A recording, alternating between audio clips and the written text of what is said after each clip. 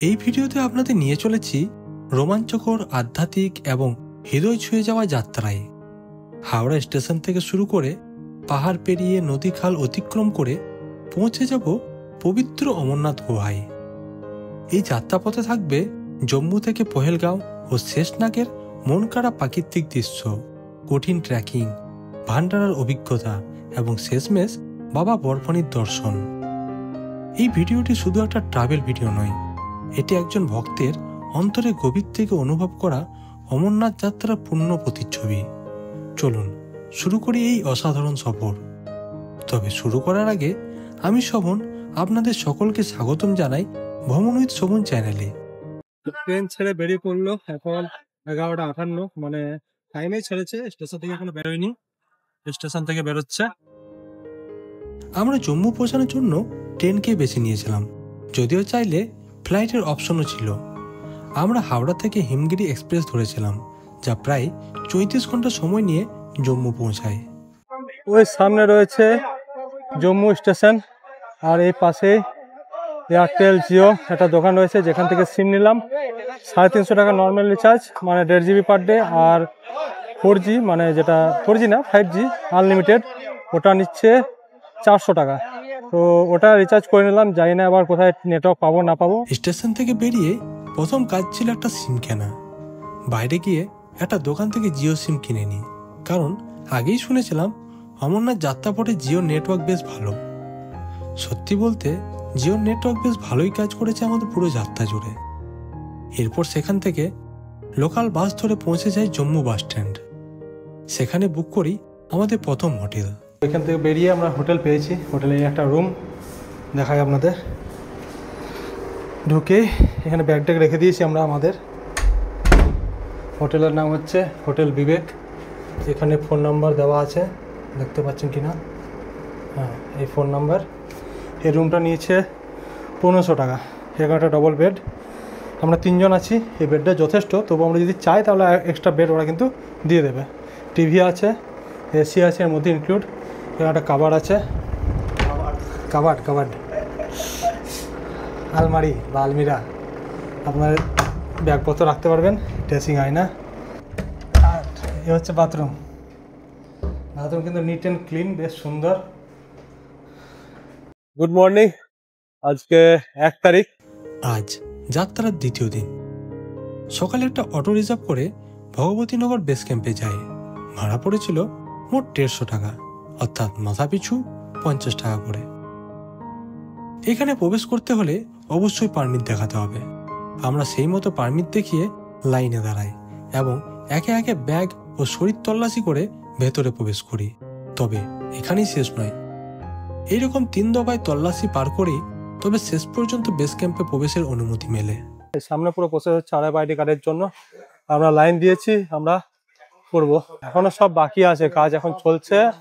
আমরা একদমই গুটি কয়েক লোক এই মুহূর্তে আছি, কারণ যারা হয়তো সকালে এসে অনেক করে নিয়েছে আর আসছে আরো তারা করবে, কারণ আমরা আগে থেকে আছি। ভিড় সামলানোর ব্যবস্থা পুরোপুরি রেডি আছে, এখনো আরো হচ্ছে। বহু প্রতীক্ষার পর শেষমেশ আমাদের আইডি কার্ডটা হয়ে গেছে, তার মানে আমরা যাত্রা করতে পারবো। আর এখন আমাদের দেখার আছে এখানে থাকবার কি জায়গা আছে না আছে, সেখানে গিয়ে উঠবো। তো আগের বছরে ভিডিও দেখেছিলাম ইউটিউবে, তো সেই হিসেবে যদি সবকিছু থাকে তাহলে ঠিক আছে, না হলে নতুন কিছু যদি আপডেট থাকে সেটাও কিন্তু আপনাদেরকে জানিয়ে দেবো। আর এই মুহূর্তে কিন্তু এখানে সেরকম কোনো ভিড় নেই, কোনো তাড়াহুড়ো কিছু ব্যাপার নেই। আপনারা যদি না এসে থাকেন অবশ্যই চলে আসুন এবং ঘুরে যান। তো ব্যাগ ট্যাগ চেকিং করে ভেতরে ঢুকে পড়লাম। ব্যাগ কিন্তু খতরনাক চেকিং হচ্ছে, 2-3 স্ক্যানারে ঢুকিয়ে চেকিং হচ্ছে, মানে প্রত্যেক স্টপে। আর ভেতরে ঢুকে এ হচ্ছে বাস টিকিট কাউন্টার, মানে রাত্রে যাওয়ার জন্য যে টিকিট কাটতে হবে, মানে ভোরে কনভয়ে, সেটার কাউন্টার হচ্ছে এখানে। অলরেডি কিন্তু লাইন লেগে আছে, তা আমরা এখান থেকে লাইন চালু হচ্ছে পুরোটা। আমরা এখন একটা রুমের ব্যবস্থা করি, থাকার ব্যবস্থা করি, তারপর বাস টিকিটের ব্যবস্থাটা করবো। পাহাড়টালের টিকিট কাউন্টার কিন্তু এখানে রয়েছে, বাসে করে যাওয়ার যে টিকিট কাউন্টার, তার রেট এই দেখিয়ে দিলাম, এখান থেকে পেয়ে যাবেন। যাত্রী রেস্টের ব্যবস্থা কিন্তু দারুণ করা হয়েছে, প্রচুর পরিমাণে কুলার ফ্যান লাগানো হয়েছে, যারা নর্মালি রেস্ট করছে এখানে। আচ্ছা, প্রচুর পরিমাণে লোক যারা আছে তারা অলরেডি ডরমিটারিতে চলে গেছেন। এখানে সারি সারি রয়েছে এয়ারটেল, বিএসএনএল, জিও সিম। আপনারা চাইলে যে কোনো সিম করে নিতে পারেন, তবে আমার সাজেশন থাকবে জিও করে রাখবেন, কারণ জিওর নেটওয়ার্ক কিন্তু দুর্দান্ত ছিল। আর তার পাশে রয়েছে সারি সারি জল খাবার ফিল্টার, সেখান থেকে আপনি ঠান্ডা গরম দুই ধরনের জল পেয়ে যাবেন।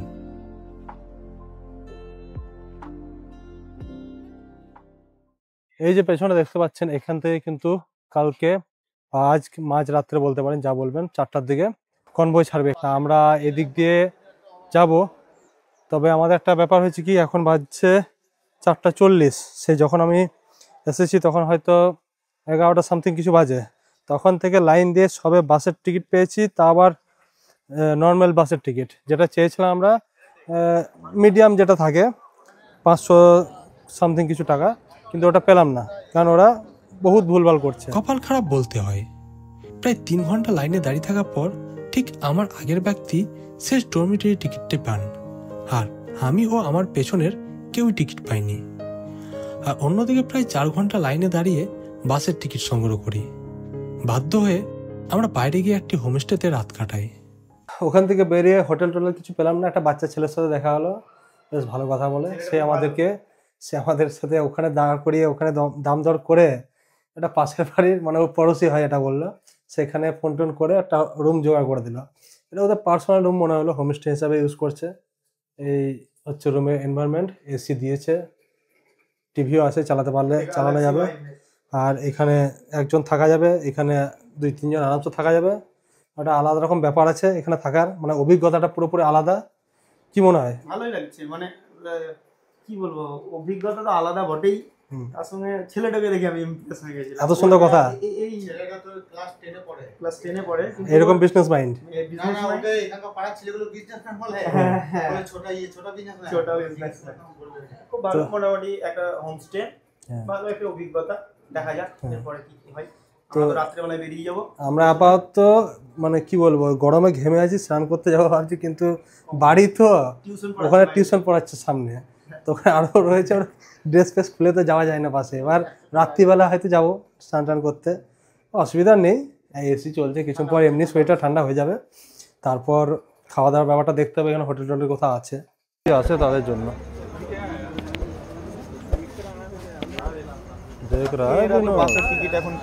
Good morning. সকাল সকাল রুম থেকে বেরিয়ে, 2টোর সময় রুম থেকে বেরিয়েছি। রুম থেকে বেরিয়ে এখন সোজা চলে এসেছি এখানে ব্যাগ চেকিং করে, মানে কালকে ব্যাগ চেকিং করেছিলাম, এখানে আবার ব্যাগ চেকিং করে ঢুকতে হয়েছে। ব্যাগ চেকিং করে আমরা ঢুকে গেছি কনভয়ে কাছে। এখন সামনে ভিড় দেখতে পাচ্ছেন, পেছনে বাস দাঁড়িয়ে আছে। তো চলুন বাসগুলো দেখি। আমাদের বাস ছাড়বে মোটামুটি 4:30, আর বালটালের রুটে বাস ছাড়বে 4টার সময়।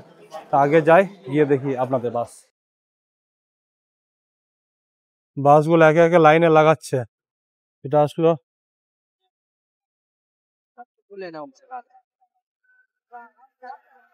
এরপর পতাকা উড়িয়ে ছেড়ে দেবে। 4টে বেজে গেছে, প্রায় 10 মিনিট বাকি। এখানে বালটালে বাসগুলো রয়েছে, এখান থেকে এগিয়ে ও দূরে রয়েছে আমাদের পেহেলগাঁও বাস। জায়গা পুরো অন্ধকার, তাই অত ভালো দেখাতে পাচ্ছি না, সামনে গিয়ে দেখাচ্ছি। বালটালে বাসগুলো ছেড়ে দিল 4টার দিকে, মানে ছাড়বে, আর আমাদের ছাড়বে 4:30টার সময়। আমাদের টিকিটে লেখা ছিল বাস ছাড়বে রাত 2:30টায়। সেই মতো আমরা রাত 2টোর মধ্যে ফিরে আসি বেস ক্যাম্পে, কিন্তু বাস্তবে বাস ছাড়তে সময় নেই সকাল 6টারও বেশি। পেছনে যে দেখতে পাচ্ছেন, এখানে রয়েছে বালটালে বাসগুলো, মানে পেহেলগাঁও বাসগুলো। এখানে আমাদের বাস নাম্বার হচ্ছে P28। এখন আমরা গিয়ে উঠবো, বেশি টাইম নেই, কারণ ব্যাগগুলো রাখার জায়গা দেখতে হবে। ব্যাগ রাখার জায়গা না পেলে কিন্তু অনেক সমস্যা হয়ে যাবে, কারণ অনেক লম্বা জার্নি। তো চলুন বাসে গিয়ে উঠি আপাতত।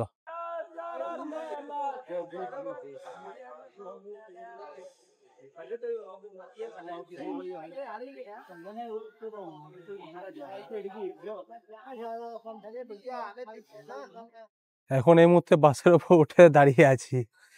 পুরো ভিউটা কিন্তু খতরনাক, দেখালাম যেটা। মানে নিচে অতিরিক্ত গরম, আবার নামতেও হবে সেইভাবে। 4:05 বাজে। বালটালে বাস কিন্তু অলরেডি বেরিয়ে যাচ্ছে, আর আস্তে আস্তে পেহেলগাঁও বাসগুলো বেরোচ্ছে।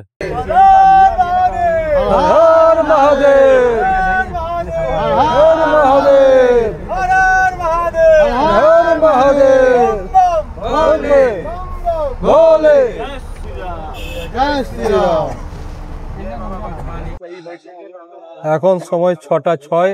এতক্ষণে আমাদের গাড়ি ছাড়ছে, মানে স্টার্ট হয়েছে সবে, বেরোতে কত সময় লাগবে কোনো জানি না এখনো।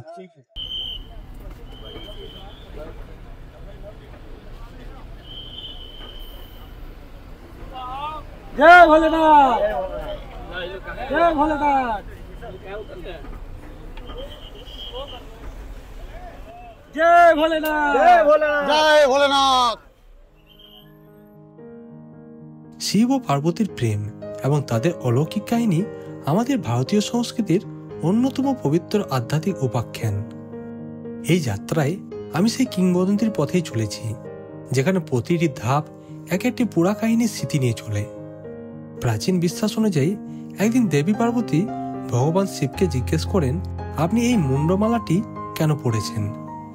শিব জবাব দেন, প্রতিবার পার্বতী পুনর্জন্ম হলে একটি করে মাথা মালার মধ্যে যোগ করেন। এই শুনে পার্বতী বিস্মিত হয়ে জানতে চান তিনি বারবার কেন জন্মান আর শিব কেন অমর। ভগবান শিব তখন বলেন, এই রহস্য জানার জন্য শুনতে হবে অমর কথা। এই কথোপকথনের মধ্যেই শুরু হয় সেই অমর কাহিনীর উপাখ্যান, অমরনাথ গুহার রহস্যময় ইতিহাস। ভগবান শিব এমন এক স্থান খুঁজছিলেন যেখানে জীবের কোনো চিহ্ন থাকবে না, সম্পূর্ণ নিঃসঙ্গ ও নির্জন। আমাদের যাত্রা শুরু হয় পহেলগাঁও থেকে। প্রকৃতির কোলে বসে থাকা এক সুন্দর গ্রাম, যেখানে নদীর শব্দ আর চারিদিকে পাহাড় আমাদের পথ চলার প্রথম সাক্ষী। বিশ্বাস করা হয় ভগবান শিব ওনার বাহন নন্দীকে এখানেই রেখে গিয়েছিলেন।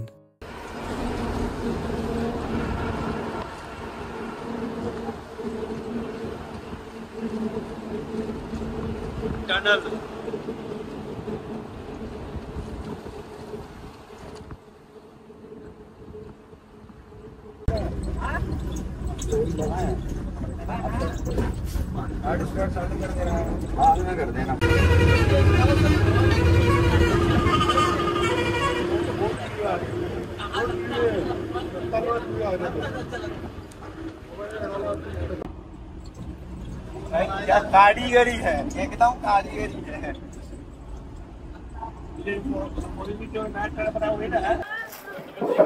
यात्रीगण ध्यान दें, सिर्फ 10 मिनट का टाइम बचा है। ठीक 10 मिनट बाद यात्रा यहाँ से रवाना हो जाएगी। এটা হচ্ছে প্রথম ব্রেক। এখানে আপনারা সকালের জলখাবার খেয়ে নিতে পারেন, কিন্তু আমাদের বাস ছিল অনেক পেছনে, যে কারণে আমাদের এখানে আস্তে আস্তে প্রায় সময় শেষ। আসা মাত্রই অ্যানাউন্স হওয়া শুরু হয় যে মাত্র 10 মিনিট বেঁচে আছে, আপনারা নিজের বাসে গিয়ে উঠুন। ততক্ষণে আমি 3টে টোস্ট বিস্কুট নিতে পেরেছিলাম। এখানে দিয়েছিল মিনিট 5-7 মতো একটা ব্রেক খাওয়া দাওয়ার জন্য ভান্ডারাতে। চা খেলাম, এত বেশি ভিড় আর মারামারি যে কিছু পাওয়া যাচ্ছে না। লম্বা লাইন, আর তাড়াহুড়ো করছে যে এখনই বাস ছেড়ে দেবে, বেরিয়ে যান। যাই হোক, শুধু চা তো খেতে পারিনি, মারামারি চলছে এক প্রকারে। বিস্কুট খেয়ে এসছি 3টে।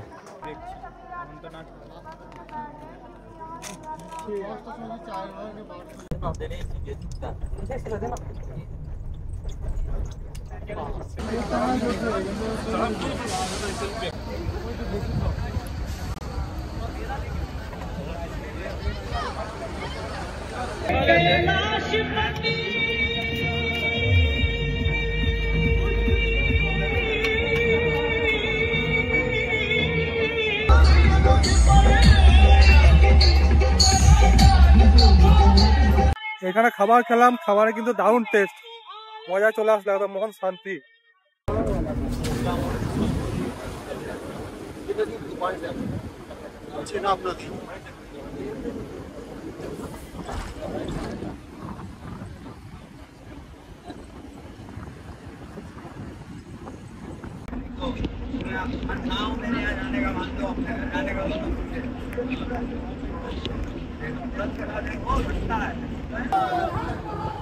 हर हर महादेव, हर हर महादेव, हर हर महादेव, जय श्री राम, जय श्री राम, जय जय श्री राम, जय जय श्री राम, हर हर महादेव, हर हर महादेव।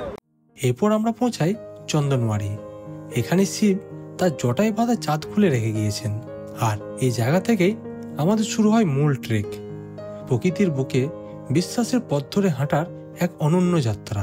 শেষমেশ 10 ঘন্টা পর আমরা নেমে পড়লাম নুন ওয়ান বেস ক্যাম্পের কাছে। এই পাশে রিভার দেখা যাচ্ছে, এখন এন্ট্রি শুরু হচ্ছে। বাস থেকে নেমে পড়েছি, সামনে ওই দেখা যাচ্ছে বেশ, দেখাই জুম করে। এই যে এখানে ব্যাগ চেকিং হবে, তারপরে এন্ট্রি হবে। এখন লাইন, বিশাল লাইন থাকবে। এখন কত টাইম লাগবে জানি না। বেরিয়েছিলাম 6টার সময়, এখন সময় হচ্ছে 4টা। এই হচ্ছে নুন ওয়ান বেস ক্যাম্পের ভিড়। এই মুহূর্তে 12টা লাইন আছে দেখা যাচ্ছে ওপরে, ওই দিক থেকে শুরু করে। তাতে কিন্তু ভিড় একটুও কমছে না। সামনে দেখা যাচ্ছে এক্স-রে মেশিন যেখানে আছে, এটা আমাদের যারা RFID কার্ড রেডি আছে তাদের জন্য এটা মানে সোজা ঢুকে যাবে। তো যারা RFID কার্ড বানায়নি তারা কিন্তু এখানে এসে EKYC করে তারা RFID কার্ড বানিয়ে, এই যে দেখা যাচ্ছে, তারা তারপর আবার এন্ট্রি করতে পারবে। নুন ওয়ান বেস ক্যাম্পে আমরা ঢোকার সময় যে মানে চেকিং হচ্ছে, ওখানে কিন্তু অন্য কিছু লাগবে না, শুধুমাত্র RFID কার্ডটা লাগবে। এটা নিয়ে সোজা চলে গেলে এটা চেক হবে, ব্যাগগুলো মেশিনে ঢোকাবে, আর আপনারা সোজা যেখানে আপনাদের বডি চেক হবে সেখানে বডি চেক হয়ে গেলে আপনার ব্যাগ কালেক্ট করে ভেতরে ঢুকে যেতে পারবেন। অসুবিধা কিছু হবে না। এখানে শুধুমাত্র 2 দিন আগে যারা যাচ্ছে তাদের জন্য RFID কার্ড এখানে বানানো হচ্ছে, আর তাছাড়া 2 দিনের জন্য, মানে আজ আমাদের 2 তারিখ, তাই 3 তারিখ আর 4 তারিখ যারা যাবে তাদেরকে এখানে এন্ট্রি দেওয়া হচ্ছে। তারপরে যারা আছে, যারা এসেছে তাদের পরে মানে 5 তারিখের পর তাদের কিন্তু এন্ট্রি দেওয়া হচ্ছে না।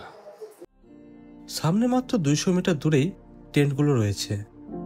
সামনে গিয়ে আপনাদেরকে টিকিট কাটতে হবে টেন্টের জন্য। টেন্টের ভাড়া এবং সমস্ত কিছু দিয়ে দেওয়া হলো।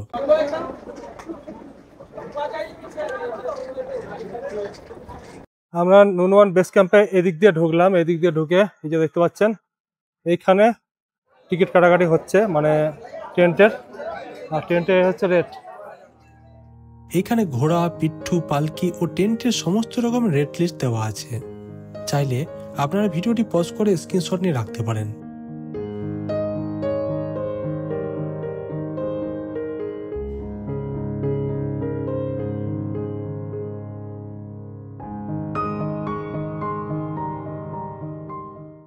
এর পেছনে রয়েছে বাথরুম, লেডিস জেন্টস 2 রকমের।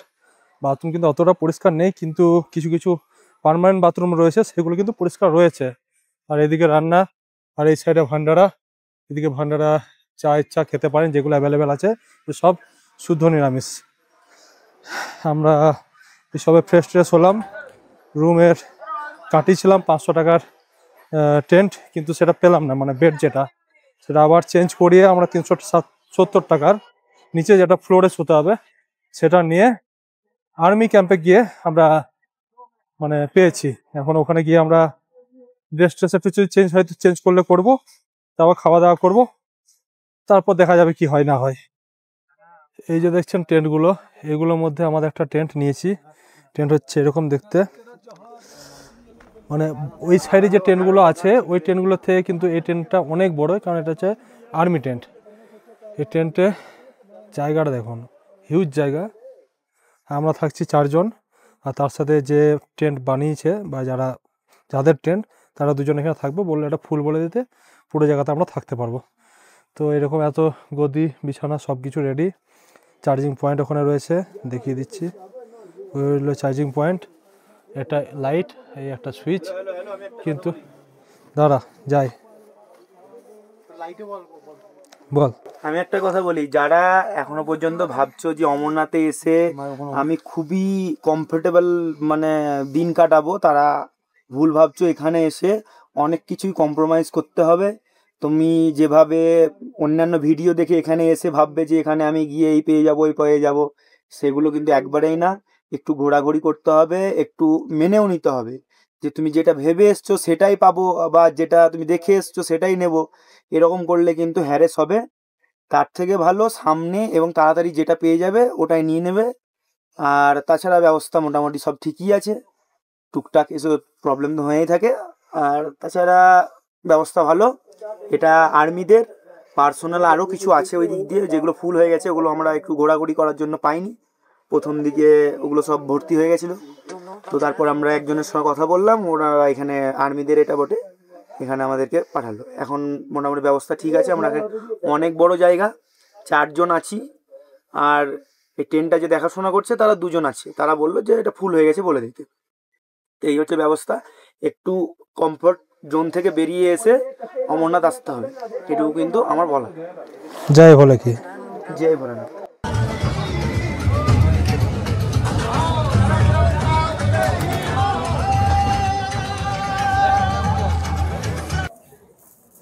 ওটা 200 টাকা, এগুলো আরো বেশি হবে। আপনাদের যদি ইচ্ছা হয় এখানে রুদ্রাক্ষে মালা নিতে পারেন, বিভিন্ন টাইপের রুদ্রাক্ষে মালা কিন্তু এখানে বিক্রি করছে। 200 টাকা থেকে শুরু করে 1000-2000 টাকা অবধি রুদ্রাক্ষ মালা, বিভিন্ন রকম টাইপের কোয়ালিটির উপর ডিপেন্ড করছে।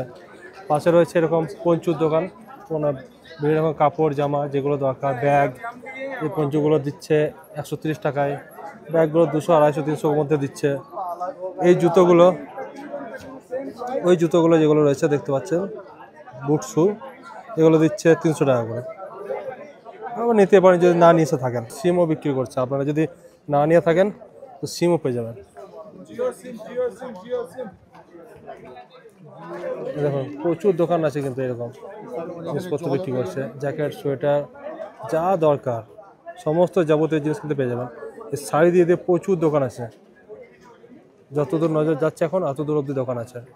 তো কোনো চাপ নেই, আপনারা বিন্দাস আসুন। ভুলে গিয়ে থাকলে আফসোস করতে এমন কোনো মানে নেই, এখানে স্বল্প মূল্যে জিনিস পেয়ে যাবেন।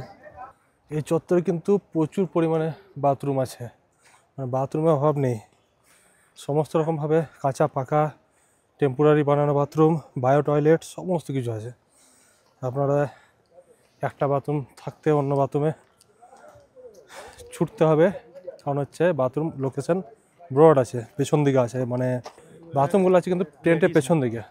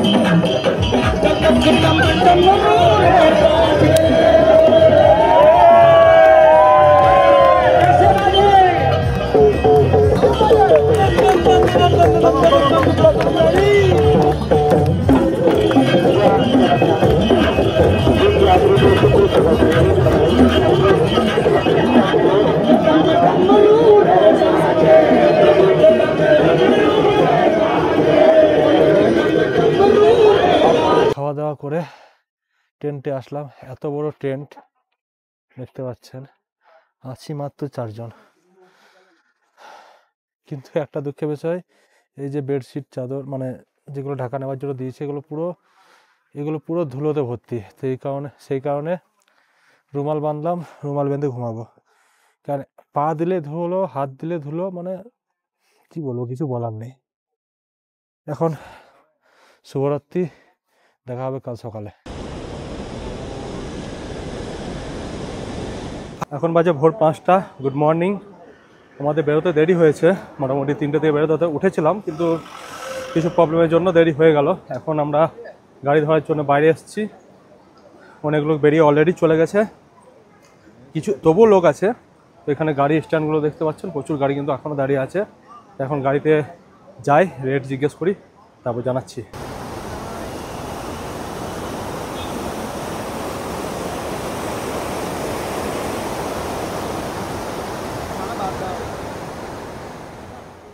নুনওয়ান থেকে চন্দনওয়ারি বেস ক্যাম্পে আসার জন্য গাড়ি ভাড়া লেগেছিল জনপ্রতি 200 টাকা, আর সময় লেগেছিল প্রায় 1.5 ঘন্টা।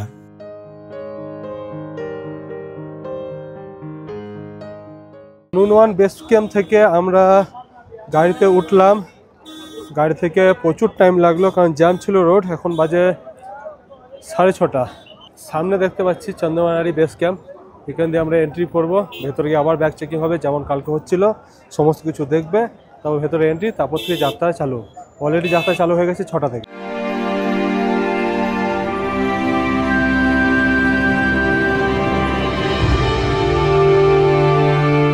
এখানে দেখা যাচ্ছে যে পুরো রেট চ্যাট কি আছে, মানে কত টাকা লাগবে না লাগবে পালকির জন্য। আপনারা স্ক্রিনশট নিয়ে রেখে দিতে পারেন দেখার জন্য।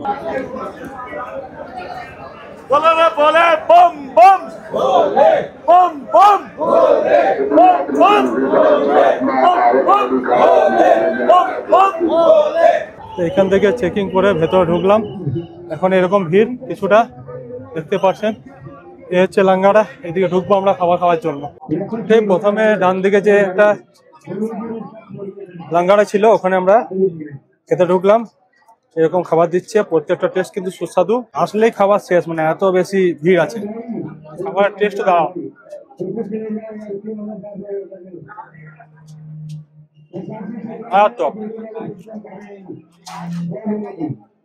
ভালো কি ওই দেখুন দূরে ভেড়া চড়ছে। এত স্টিপ অ্যাঙ্গেলে কি করে ঘোড়াগুলো আছে, চোখে না দেখলে বিশ্বাস হবে না। হর হর মহাদেব। জার্নি চালু হয়ে গেছে আমাদের। আমরা সমস্ত রকম চেকিং যেগুলো আছে সমস্ত পের করে এই মুহূর্তে আমরা চলেছি পিসু টপের দিকে, সবথেকে বড় এবং খাড়া চড়াই। তো এই মুহূর্তে ঠান্ডা লাগছে, কিছুটা দাঁড়িয়েছিলাম বলে, আর হাঁটলে গরম লাগছে। উপরে চড়াই এই যে সামনে রয়েছে, এই চড়াই চড়তে গেলে আবার গরম লাগবে, কিন্তু এখন তো ঠান্ডাই লাগছে। পেছনের রাস্তা দেখতে পাচ্ছেন, এটা একটা ইউটার্ন নিয়েছে, এটা কিন্তু সোজা খাড়াই রাস্তা, 45 ডিগ্রি, মানে দম বেরিয়ে যাচ্ছে। মিথ্যা বলে লাভ নেই, কিন্তু দাঁড়িয়ে গেলে আবার প্রচণ্ড ঠান্ডা লাগছে। কারণ শরীর ঘেমে আছে, সেই ঘামে হাওয়া লাগলে ঠান্ডা লাগছে।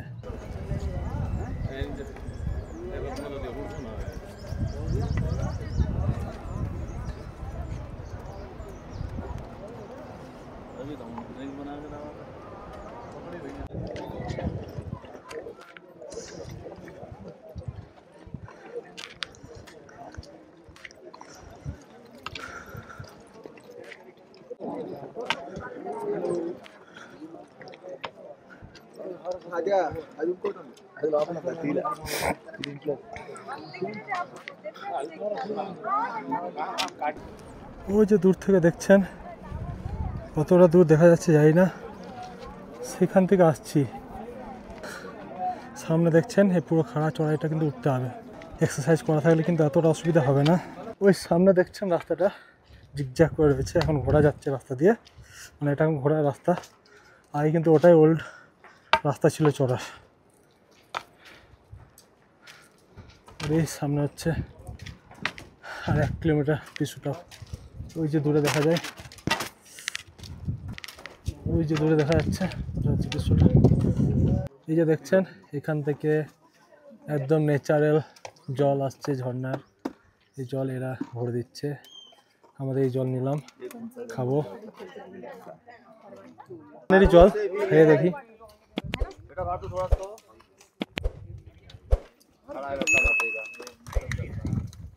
बड़ा मजा आ रहा है, মানে দারুণ সুন্দর খেতে।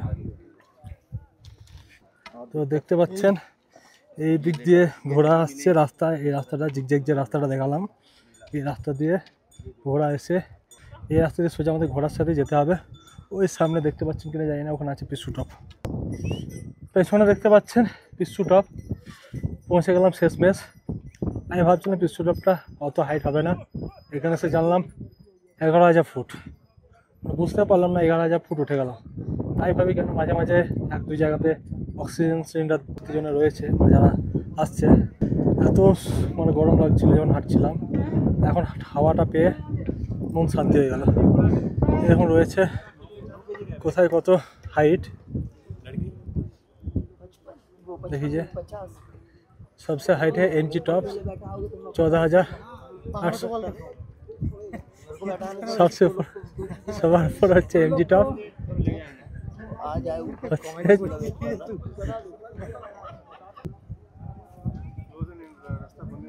ঘাড় বেঁকে যাবে এত উঁচু।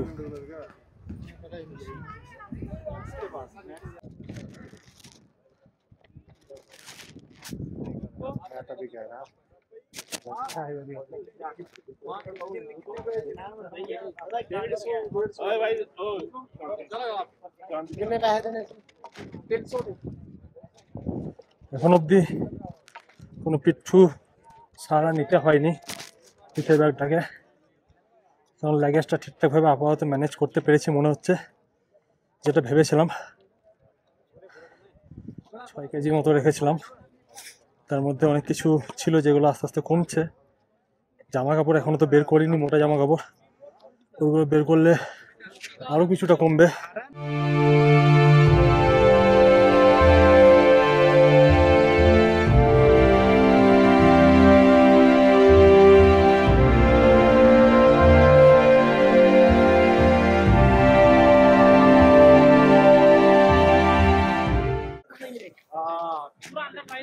সামনে রয়েছে লঙ্গরখানা।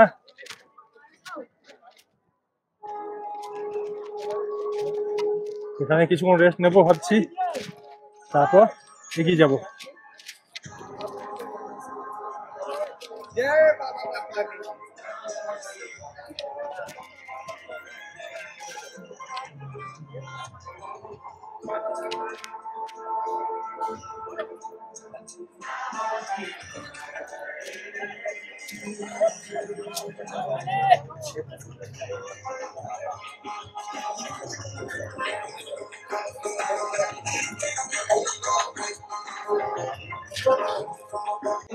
এখানে স্যুপ দিচ্ছে, স্যুপ আছে, টমেটো স্যুপ।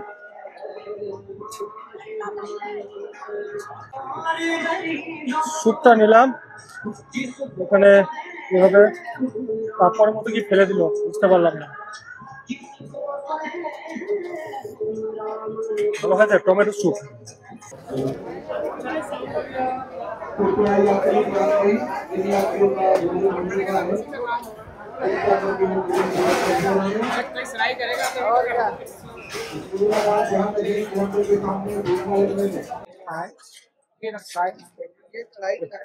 কত ধরনের খাবার এখানে রয়েছে অ্যাভেলেবেল, আমার ডাল কারি, মানে কোনটা ছেড়ে কোনটা খাবেন খুঁজে পাবেন না। এখানে বসার ব্যবস্থা সুন্দর করা আছে, সামনে যাবো একটু রেস্ট নেবো।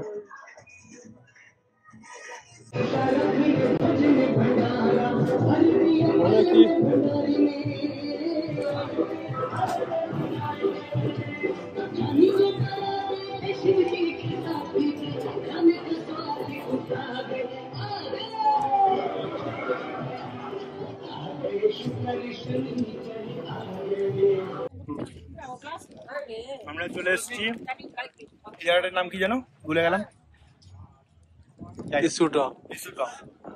জায়গাটা খুব সুন্দর। আর এরপরে আমরা শেষনাগ যাব, এখান থেকে খাওয়া দাওয়া হয়ে গেল। একটা কথাই বলবো, এখানে খাবারের ব্যবস্থা, এখানে দেখছো কাজু কিশমিশ, তারপর কাঠবাদাম, চকলেট, এই যে মুড়ি থাপড়া, ঢোকলা, ইডলি, সাম্বার, গাদা গাদা। মানে এখানে এসে মানে খাওয়া নিয়ে বিন্দুমাত্র চিন্তা করার কোনো প্রয়োজন নেই, সব ভান্ডারা লেগেই আছে, গাদা গাদা খাবার, যা ইচ্ছে খাও। বিয়ে বাড়ি নয়, এরা ভোলানাথের বাড়ি, এখানে খাবারের কোনো অভাব নেই। শুধুমাত্র এখন কত কিলোমিটার এটা? এখনো 10 কিলোমিটার মতো আছে। এরপরে আমরা 10 কিলোমিটার মতো ডিস্টেন্স কভার করব, তারপরে ওখানে আর্মি বেস ক্যাম্পে আবার আজকে রাতটা, তারপরে আবার কালকে নতুন করে যাত্রা শুরু, আবার নতুন মানুষের সঙ্গে মেলামেশা, নতুন জায়গা এবং নতুন আনন্দ। চলো আজকের যাত্রা শুরু করি আবার।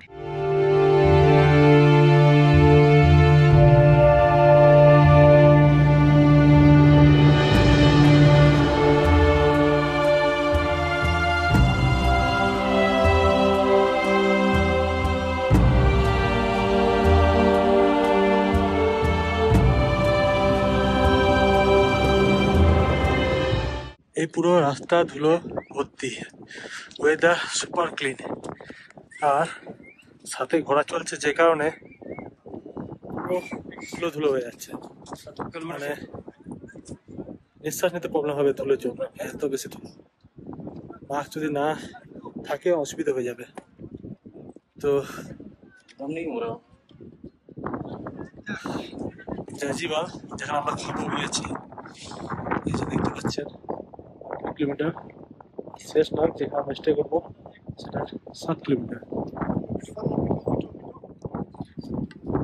সূর্য খুব ধরে উঠছে, এখানে একটু দাঁড়াবো, ছবি টবি তুলবো, নাজারা খুব সুন্দর, আপনাদের দেখাই না জায়গাটা।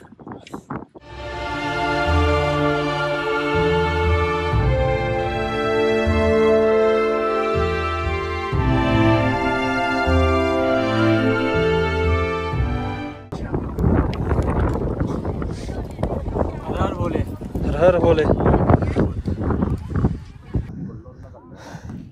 এখন পুরো শুয়ে পড়েছি, যে জায়গাটা দেখালাম, আর ভালো লাগে না বসে থাকতে, রিল্যাক্স দেখায়।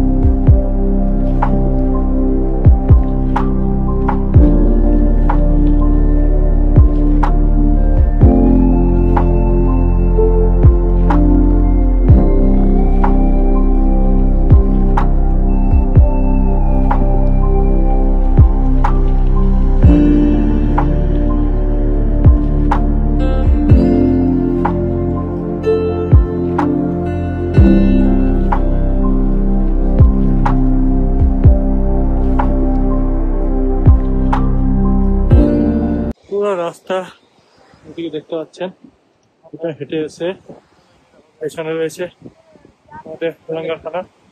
এখানে দাঁড়িয়ে আমরা এখন খাওয়া দাওয়া করবো আর বিশ্রাম নেবো।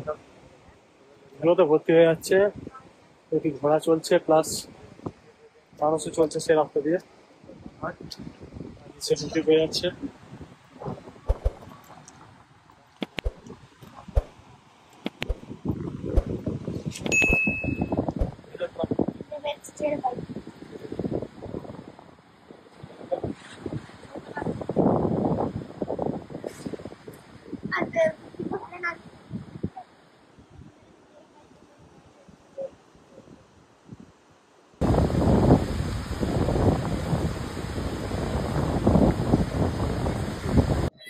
শেষে পৌঁছালাম জজিপালে, এখানে আমরা খাওয়া দাওয়া করবো, তারপর বেরিয়ে পড়বো আবার শেষ নাগের দিকে। আর এই যে সামনে নদী দেখতে পাচ্ছেন, এখানে চাইলে আপনারা ফ্রেশ হয়ে নিতে পারবেন। আর এখান থেকে খাওয়া দাওয়া করে আমরা একটু রেস্ট নিয়ে বেরিয়ে যেতে পারবো। আমরা এখন এসে পৌঁছে জজিলামে, রিনার নদীর তীরে। উঁচু পর্বত, ঘাড় বেঁকে যাচ্ছে দেখতে গেলে, জল নাকি প্রচন্ড ঠান্ডা, তবুও মুখ হাত ধোবো, তারপর যাবো খাবার খেতে। খিদে কিন্তু প্রচন্ড লেগেছে।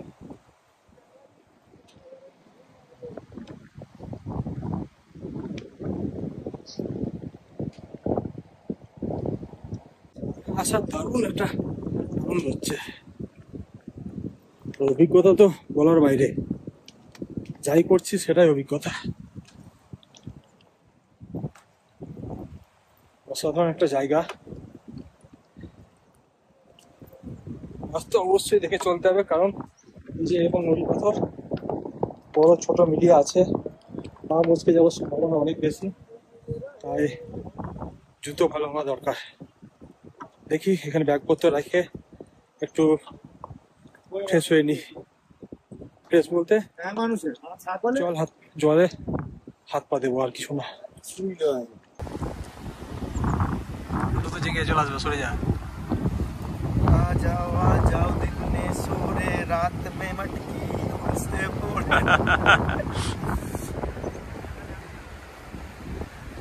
জুতো এনেছিলাম সবুজ কালারে, হয়ে গেছে গ্রে কালারে। তবে ভালো একটা জিনিস, জুতোর কোনো ভেতরে কোনো ধুলোবালি কিছু ঢোকেনি, বা একদমই নর্মালি আছে।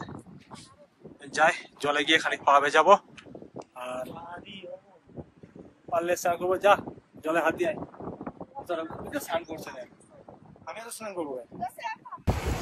এখানে জল বাম্পার ঠান্ডা, বাম্পার মানে বরফ মনে হয় থেকে গরম হয়, এত ঠান্ডা লাগছে, কথা কথা বলছি। বাট হাত পা ধুলাম, ভালো লাগছে, ফ্রেশ লাগছে, মাথায় জল নিলাম। এখানে এক দুজনকে দেখলাম স্নানও করছে, কি করেছে করছে ভগবানই জানে। আরেকজন আছে আমাদের মহিরতী পেছনে, এই যে কেউ নাকি স্নান করবে, দেখি কিভাবে স্নান করে, কি রকম রিয়াকশন পায় তার। জলটা খাওয়া যাবে? এই জলটা হচ্ছে আমাদের দেশের নয়, গোটা ওয়ার্ল্ডের সবচেয়ে পিওর জল। তাই নাকি? কিচ্ছু হবে না, আমার তো মনে হয় না। করিস কি ভাই? কিন্তু ভাই একটা কথা বলবো, বল। পেটে নামলো, যদি রাম মারলে যেরকম জলে ওরকম চললো, এত ঠান্ডা। আমি দেখো ওইসব খাই না, জানি না তোর এক্সপিরিয়েন্স। হর হর মহাদেব। দে ডুব দে, দে ডুব দে, দে ডুব দে। সাবাস, জিও জিও। ও দিলি রে, আমার তো দেখে ঠান্ডা লাগছে। 2 টাকা ডুব দিয়ে দিলাম, কিন্তু এখানে গর্ত নাই বলে মাথা ডুবাতে পারলাম না। ডুবিলে একবার।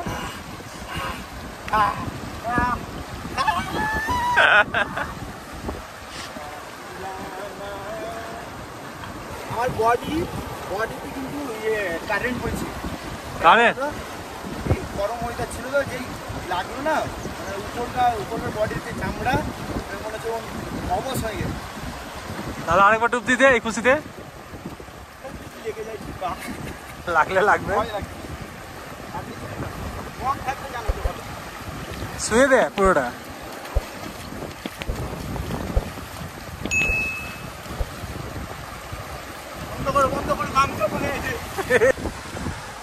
দেখিস লাগে না? ঠান্ডা জলে যে কিভাবে স্নান করলো আমি জানি না, আমার দেখে ঠান্ডা লেগে গেল। আমার দ্বারা হবে না, আমার গরম জল না হলে, গরম না মিডিয়াম জল হলে হয়, এত ঠান্ডা পারবো না। এখন প্রথম ভান্ডারে ঢুকেছি, এখন খাবার কিন্তু বিস্তার আছে, মানে খাবারের অপশন প্রচুর, খাবারের অপশন।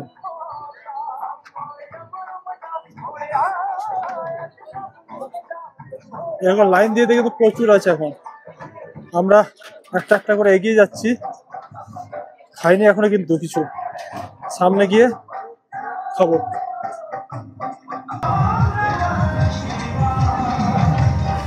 প্রচুর আইটেমের অভাব নেই, যে এখানে ইচ্ছা সেখানে খান, যত ইচ্ছা তত খান, মানে লিমিট রেখে। দেখুন কত খাবার দোকান, দেখুন দেখুন ভর্তি অপশন।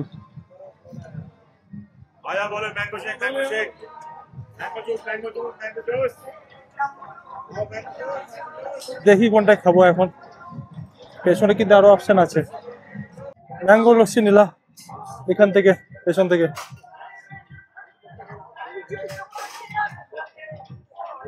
জবরদস্ত বানিয়েছে।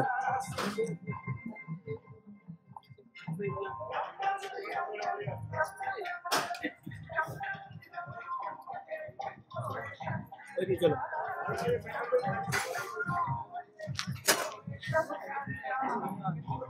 এখানে সামনে থেকে নিয়ে খাবার খেয়ে নেবো, আর বেশি দূর দেখবো না, তারপর হাঁটতে শুরু করবো শেষ নাগের দিকে। এই খাবার নিয়ে এসছি এখান থেকে, টেস্ট কিন্তু মারাত্মক টেস্ট, যা খাচ্ছি। কি দিয়েছি জানি না, একটা ছোলার তরকারি, একটা পনিরের তরকারি মনে হলো, একটা রুটি নিয়েছি।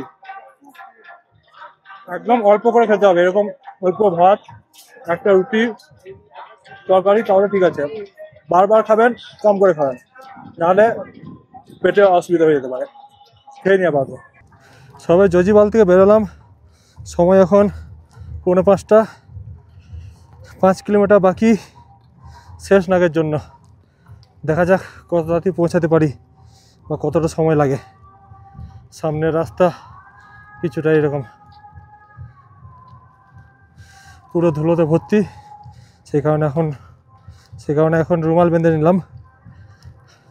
কিছুটা পথ এগিয়ে আসার পর এখন নাজারাটা দেখুন, এদিকে পুরো ভ্যালি, নিচ দিয়ে ওই যে জলের স্রোতটা দেখিয়েছিলাম ওইটা বইছে। আর এদিকে সবুজ পাহাড়, অসাধারণ লাগছে দেখতে। এই রাস্তা ধরে আমরা এগিয়ে যাব। তো চলুন, ধুলো কিন্তু এখনও কমেনি, তবে এই রাস্তা দিয়ে এখন ঘোড়া হাঁটছে না, ঘোড়ার রাস্তা চেঞ্জ হয়ে গেছে।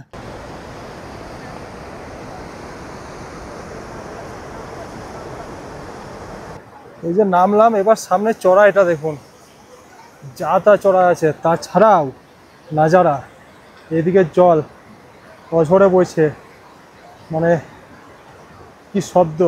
ওই একটা ঝর্ণা বইছে, ওইখান দিয়ে এই একটা ঝর্ণা বইছে, অসাধারণ লাগছে কিন্তু, যেন মায়াবী দুনিয়া। এসব আমরা কি বলবো, ফটোতে ভিডিওতে দেখেছি, চোখের সামনে দেখে ভাবতে পারিনি এত সুন্দর লাগবে, অসাধারণ লাগছে, না আসলে বুঝতে পারবেন না। চলুন কিছু ছবি তুলি, ইনস্টাগ্রামে দিতে হবে তো। ওই দূরে দেখুন দেখা যাচ্ছে কিছু পাহাড়ি ছাগল ঘুরে বেড়াচ্ছে খাড়া জায়গায়, আমরা চলতেও পারছি না, ওরা কীভাবে আছে দেখুন, চেনাও যাচ্ছে না যে ছাগল আছে এখানে, মানে ভেড়া এগুলো, ছাগল নয়, জুম করে বুঝতে পারলাম, এমনিতে চেনা যাচ্ছে না।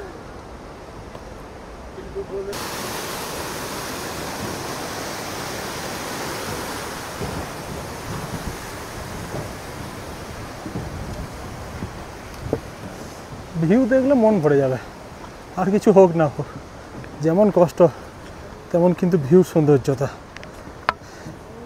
প্রকৃতি কত যে সুন্দর, তা যত আগে বাড়ছি তত দেখতে পাচ্ছি, অসাধারণ অসাধারণ।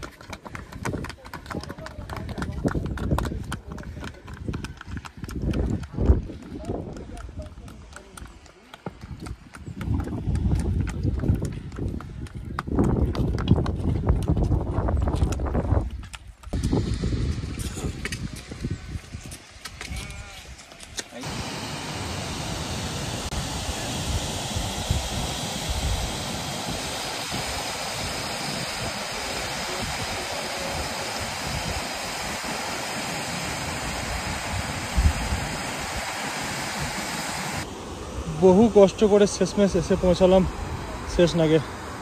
এই যে দেখতে পাচ্ছেন শেষনাগের দৃশ্য, কি অপূর্ব লাগছে, মানে বলে বোঝানো যাবে না ভাষাতে, মানে ভগবানের কি সৃষ্টি।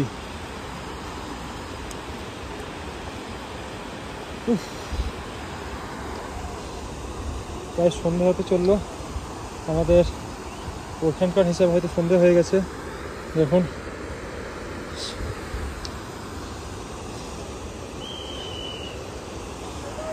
বারবার তাগাদা দিচ্ছে যাতে কন্টিনিউ চলতে থাকি, না থামি, কিন্তু পরিবেশে মজা নিতে নিতে দেরি ঠিক হয়েই যাচ্ছে। তো এবার আর দেরি করবো না, আস্তে আস্তে এগিয়ে যাবো, কারণ চলে এসেছি, আর বেশি দূর নেই। সময় দেখুন এখন পাক্কা 6:30।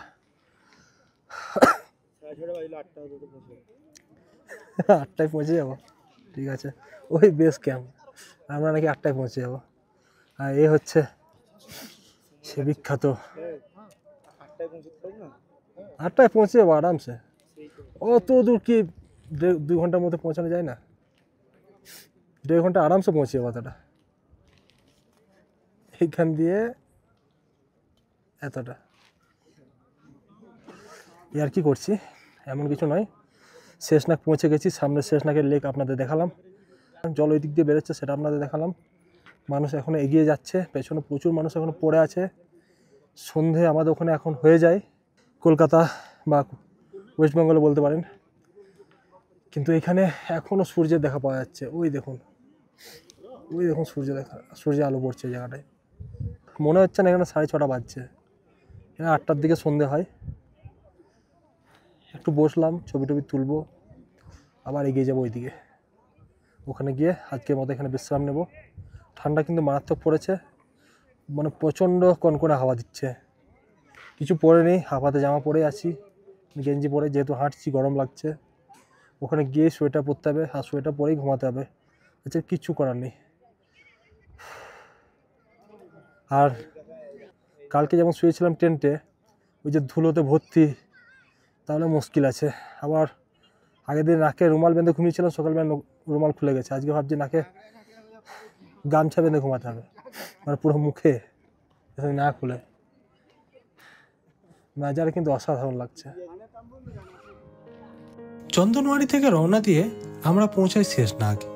এই হ্রদ ও পাহাড়ের নাম এসেছে শিবের পবিত্র সর্প শেষনাগের নাম থেকে। চারপাশে 7টি সিংহ যেন আজও সেই 7 মাথা নাগের প্রতিচ্ছবি। এখানে রাত কাটানোর অভিজ্ঞতা সত্যিই মনে রাখার মতো।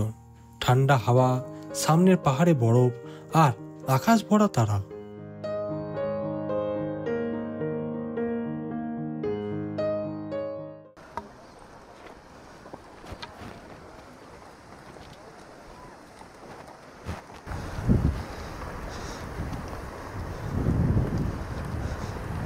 এই ঠান্ডা, এরকম ঠান্ডা জলে পা পড়লে আর কিছু থাকবে না। তো দেখে শুনে চলতে হবে যাতে জলের মধ্যে পা না পড়ে, যদি ওয়াটারপ্রুফ শু না হয় তো।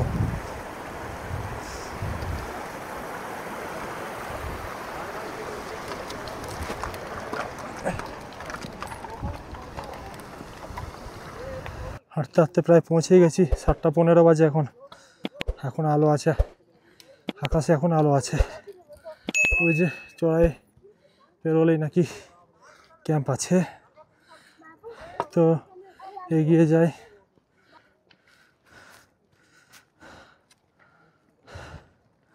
দম বেরিয়ে যাচ্ছে, তারপর ঠান্ডা হাওয়া।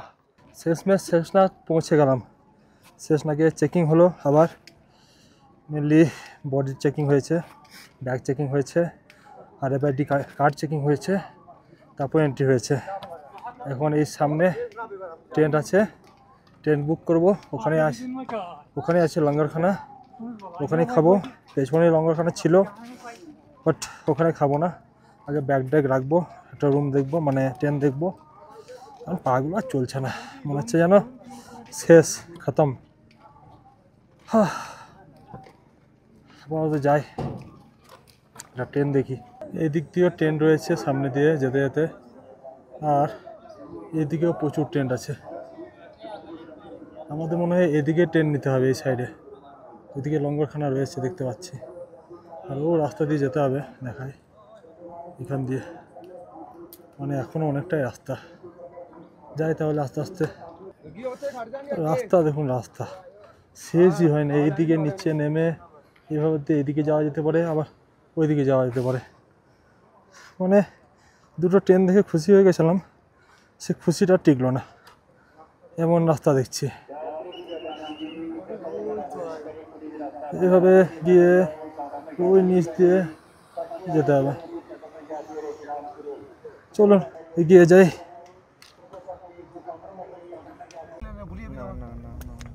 শেষমেশ একটা টেন্ট পেলাম। 600 টাকা করে টেন্ট নিচ্ছে। টেন্টের এরকম মানে ভুতুরে একটা টেন্ট বলতে পারেন।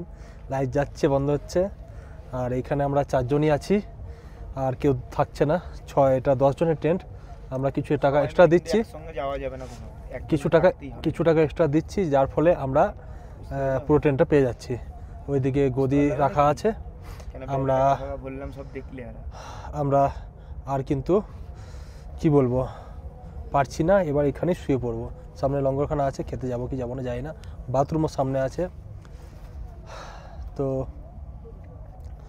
আপাতত দেখি কিছু যদি আপডেট থাকে দেবো, না হলে কাল সকালে দেখা হবে। Good morning. এখন বাজে সকাল 8টা। সূর্য উঠে গেছে। টেন্ট প্রায় খালি খালি সব, অনেকেই বেরিয়ে গেছে। আমাদের বেরোতে দেরি হচ্ছে, তো আমরা এখন বেরিয়ে যাচ্ছি শেষনাগ বেস ক্যাম্প থেকে। যাই আগে গিয়ে খাবার টাবার কিছু খেতে হবে। ভান্ডারা থেকে কিছু খাওয়া দাওয়া খেয়ে নেবো। কালকে রাতে তেমন কিছু খাইনি। আর জল কিন্তু বাম্পার ঠান্ডা, কি বলবো। সকাল থেকে একটু দম হাঁসফাঁস করছে, জানি না কী কারণে হচ্ছে। কালকে কোনো অসুবিধা হয়নি। এবার দেখি একটু হাঁটাচলা করি, তারপর বুঝতে পারবো ব্যাপারটা।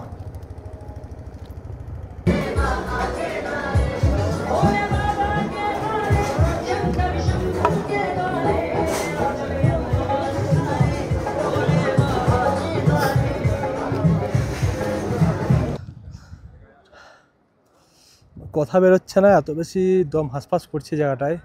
কেন করছে জানি না, সর্দি লেগে আছে বলে না অন্য কিছু, এমনি কোনো কষ্ট হয়নি। মাথা দু সাইড ধরে আছে সকালবেলা। আর চেকিং হয়ে বের করছে, চেকিং করে যেমন ঢুকিয়েছে সেরকমই চেকিং করেও বের করছে। আর সেই চেকিং করার সময় স্বাস্থ্য সবল একটা মানে মানুষ, মানে আমার থেকে হয়তো বয়সে একটু বেশি বা কম হবে, সিমিলার এজই হবে, চেকিং রানিং অবস্থাতেই উল্টো পড়ে গেল। ওটা দেখে আরও বুক ধরফর করা শুরু করলো যে এরকম মানে ভালো শরীর স্বাস্থ্যবান লোক যদি এরকম উল্টে যায় তাহলে জানি এটা কতটা টাফ হতে পারে। আর আমার যে মানে নিঃশ্বাস নিতে বা একটু হচ্ছে কষ্ট যেটা, সেটা কী জন্য হচ্ছে এখন বুঝতে পারছি না। আর ওটা দেখে মনে হচ্ছে যেন হ্যাঁ অক্সিজেনের অভাবেই হচ্ছে। হতেই পারে অক্সিজেনের অভাবে, কারণ এটা কোনো বড় ব্যাপার না, যে কারণে হতে পারে। মেডিকেল টিম এখানে অনেক আছে, দেখাতে পারেন। তো এখন আমার মনে হয়নি মেডিকেল টিম দেখানো যাবে তো, কারণ আমি হাঁটতে চলতে সব কিছু করতে পারছি। সকাল থেকে জল খেয়েছিলাম না, তার জন্য একটু কষ্ট হচ্ছিলো। জল খেলাম, গরম গরম এখানে দিচ্ছিলো, সেটা খাওয়ার পর এখন অনেকটাই রিফ্রেশ লাগছে। চা খেলাম, তারপর থেকে একটু মানে বেটার ফিল করছি। এখন প্রচণ্ড গরম লাগছে, এই সবাই নিজেদের ড্রেস চেঞ্জ করে নিচ্ছি, কারণ রুমে প্রচণ্ড ঠান্ডা ছিল। রুম মানে টেন্টে, এখানে ততটাই গরম লাগছে। এখন খুলে নর্মাল ড্রেস পরবো, বেরিয়ে পড়বো, মানে সিম্পল যে ওপরে গেঞ্জিটা দেখছেন এরকম গেঞ্জি পরে বেরিয়ে পড়বো, কারণ সহ্য করা যাবে না এত গরম। সবে তো মাত্র 8:20 বাজছে, তাতে ওয়েদারটা দেখুন।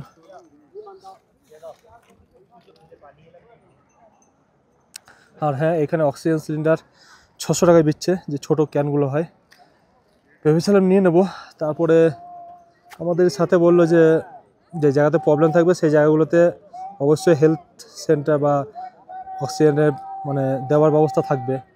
তো সে ভেবে এখন যাচ্ছি, বাকি সব মহাদেবের ইচ্ছা। পেছনের রাস্তা দেখতে পাচ্ছেন, এতটা হেঁটে এসছি, আবার সামনে যেতে হবে এতটা রাস্তা। আপনাদের একটা জিনিস দেখায়, ওই যে রাস্তা দেখছেন, এই দিক দিয়ে মানুষ যাচ্ছে, কিন্তু আর রাস্তা কিন্তু পুরোটাই এরকম ধরনের রাস্তা, যেমন দেখছেন, এই যে দেখছেন এরকম রাস্তা। নিচে যাচ্ছে ঘোড়া, ওইদিকে ঝর্ণার মতো জল বয়ে যাচ্ছে। একটু জুম করে দেখায় আমাদের, ঝর্ণার মতো এখানে জল বইছে, এই জলটা যাচ্ছে নিচে। নাজারা এ ক্লাস। একটা জিনিস বলা আছে, আমার কিন্তু শ্বাসকষ্ট হচ্ছিল, না হওয়ার নয়। আমার কাছে ডায়মক্স ট্যাবলেট ছিল, খেলাম। আর একটা ডার্ক চকলেট ছিল 70%, ওটাও খেলাম, মানে একটা টুকরো খেলাম জাস্ট, মানে 50। এই বড় চকলেটে এইটুকু টুকরো একটা খেলাম, এটা অনেকটা বেটার ফিল করছি। জাস্ট 10 মিনিটও হয়নি খাওয়া, যাই না আগে যেতে যেতে কতটা কি হবে না হবে, তবে এখন বেটার ফিল করছি। অতটা জার্নি এখন বাকি আছে, দেখে একটু বুকটা ধুকধুক করছে ঠিকই, তবে মহাদেব সাথে থাকলে কোনো অসুবিধা নেই। চলুন জার্নিটা কন্টিনিউ রাখি। এই যে এই ব্রিজটা দিয়ে পেরিয়ে এই সোজা রাস্তা ধরে আমাদের এগিয়ে যেতে হবে। সামনে দেখা যাচ্ছে পুরনো বরফ জমে আছে গ্লেসের রূপে, যার মধ্যে এখনও ধুলোবালিতে একদম সাদা রঙ আর সাদা নেই, প্রায় কালচে হয়ে আসছে, দেখাই কাছ থেকে। আর এই নিচ থেকে জলটা বয়ে বয়ে যাচ্ছে, অসাধারণ লাগছে। এই দেখুন, আমরা এবার এই রাস্তা ধরে এগিয়ে যাব ওইদিকে।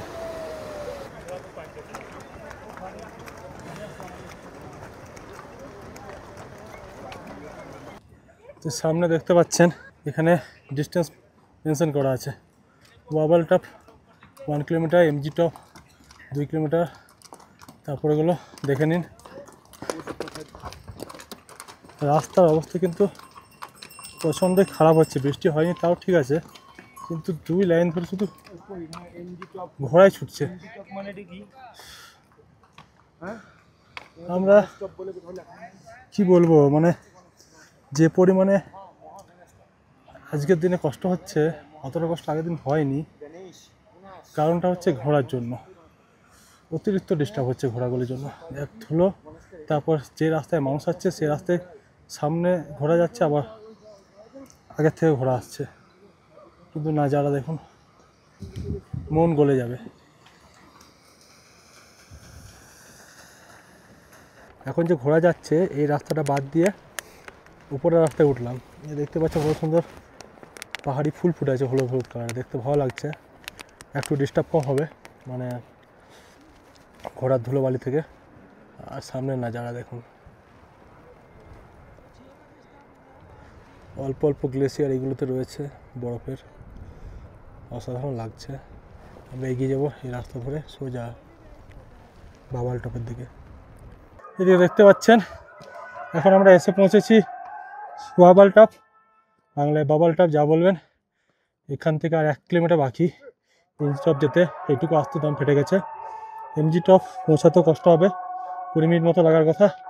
তারপর এতটা সময় লাগার কথা নয়, ওপর ঢালানি আছে যা শুনলাম। তো পেছনে ভান্ডারা থেকে দেখি টুকটাক কিছু খেয়ে নিয়ে এগিয়ে যেতে থাকবো।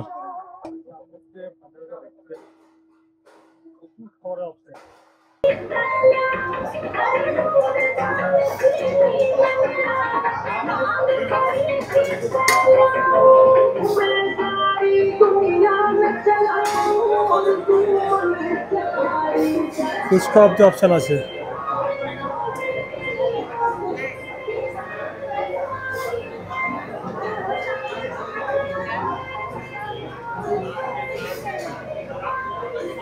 এত সব জিনিস ছেড়ে আমরা এসেছি এখন ফলের দোকানে, দোকান না কোল্ড স্টোরে ফল খাবো বলে।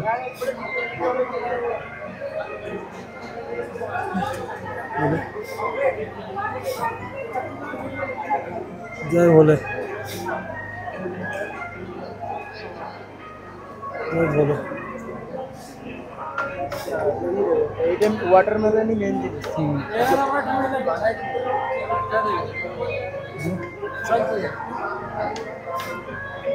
যাই বলে গুহাবাড়ি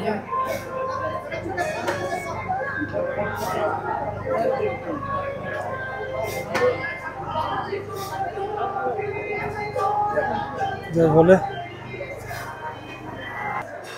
এত খাবারের অপশান ধারণা বাইরে, কিন্তু আমি চুজ করেছি ফ্রুট, এটাই বেস্ট অপশান। পরে মন হলে আর আস্তে আস্তে খাওয়া যাবে। সামনের ওই যে ভান্ডারটা দেখালাম ওখান থেকে খেয়ে বেরোলাম, খাবার আইটেম আপনাদের দেখালাম। আমি শুধু ফলই নিয়েছিলাম আর তেমন কিছু খাইনি। আপাতত লাস্টে খেয়েছিলাম মনে হয় একটা ফুচকা খেয়েছি, আর পনির টিক্কা ছিল না, কি ছিল, মাশরুম টিক্কা, সোয়াবিন টিক্কা, আলু টিক্কা, এটা ছিল, ওটা খেয়েছি। আর খেজুর খেয়েছি, বেশি কিছু খাইনি। আর একবার নিয়ে গিয়ে আমি ওয়াটারমেলন নিয়ে এসেছি এক্সট্রা করে, আর ড্রাগন ফ্রুট। তো এখানে খেয়ে কেমন লাগলো বলি। এই এখন আমরা গণেশ টপের একটু নিচেই আছি, মোটামুটি 1 কিলোমিটারের মতো।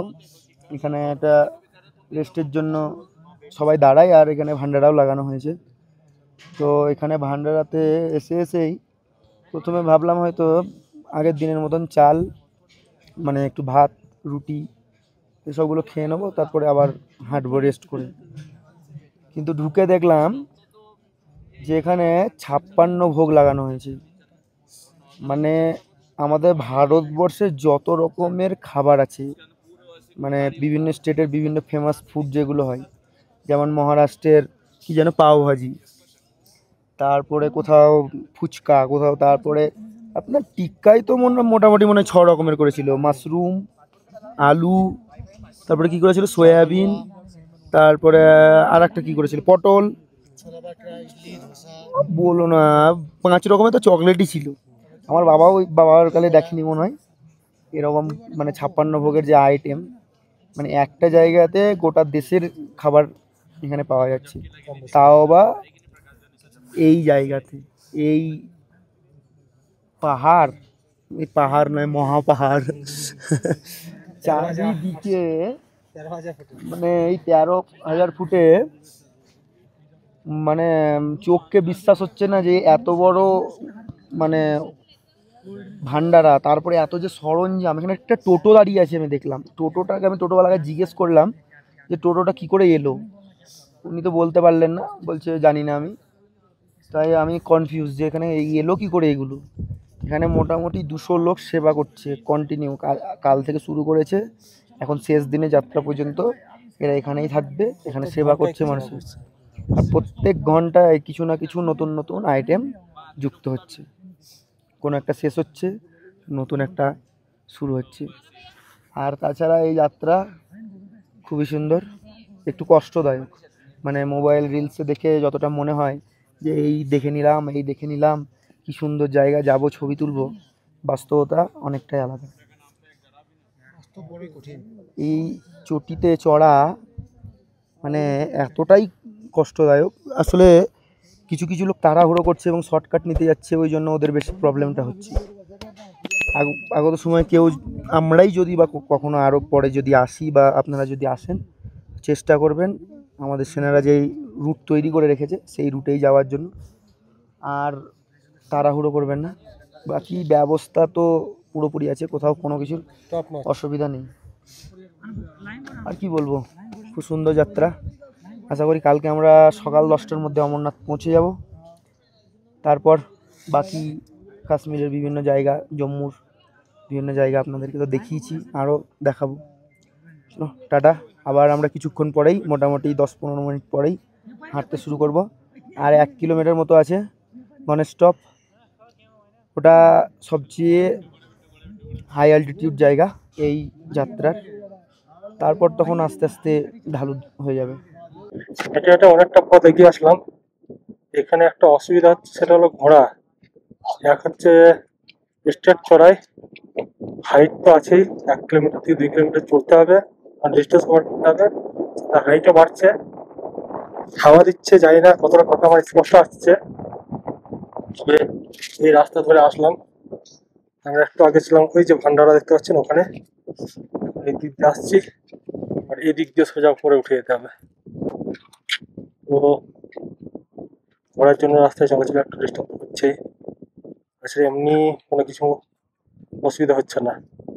ধীরে ধীরে আস্তে আস্তে চললে একটানা কিন্তু চলা যায়।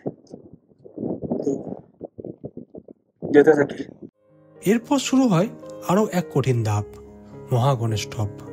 এটি হলো এই ট্রেকের সর্বোচ্চ পয়েন্ট, যেখানে অক্সিজেন কমে আসে আর প্রতিটি পদক্ষেপে নিজেকে সংযত রেখে এগিয়ে যেতে হয়। শিব তার পুত্র গণেশকে এখানেই রেখে যান, তাই এই পর্বতে এমন নামকরণ। শেষমেশ গণেশ টপ পৌঁছে গেলাম। পেছনে দেখতে পাচ্ছেন গণেশ টপ। এতটা বেশি সময় লাগেনি যতটা ভেবেছিলাম।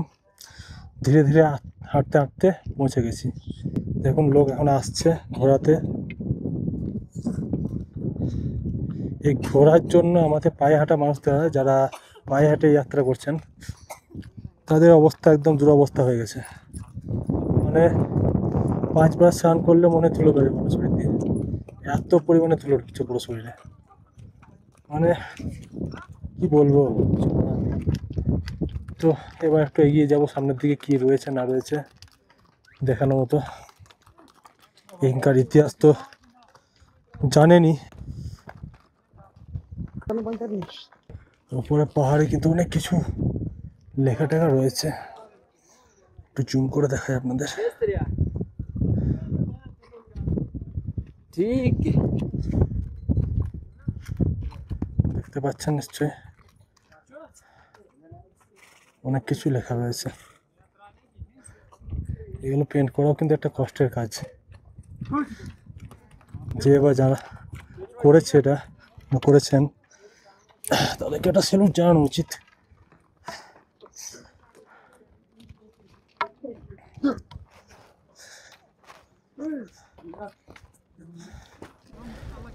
এটা দেখুন একবার,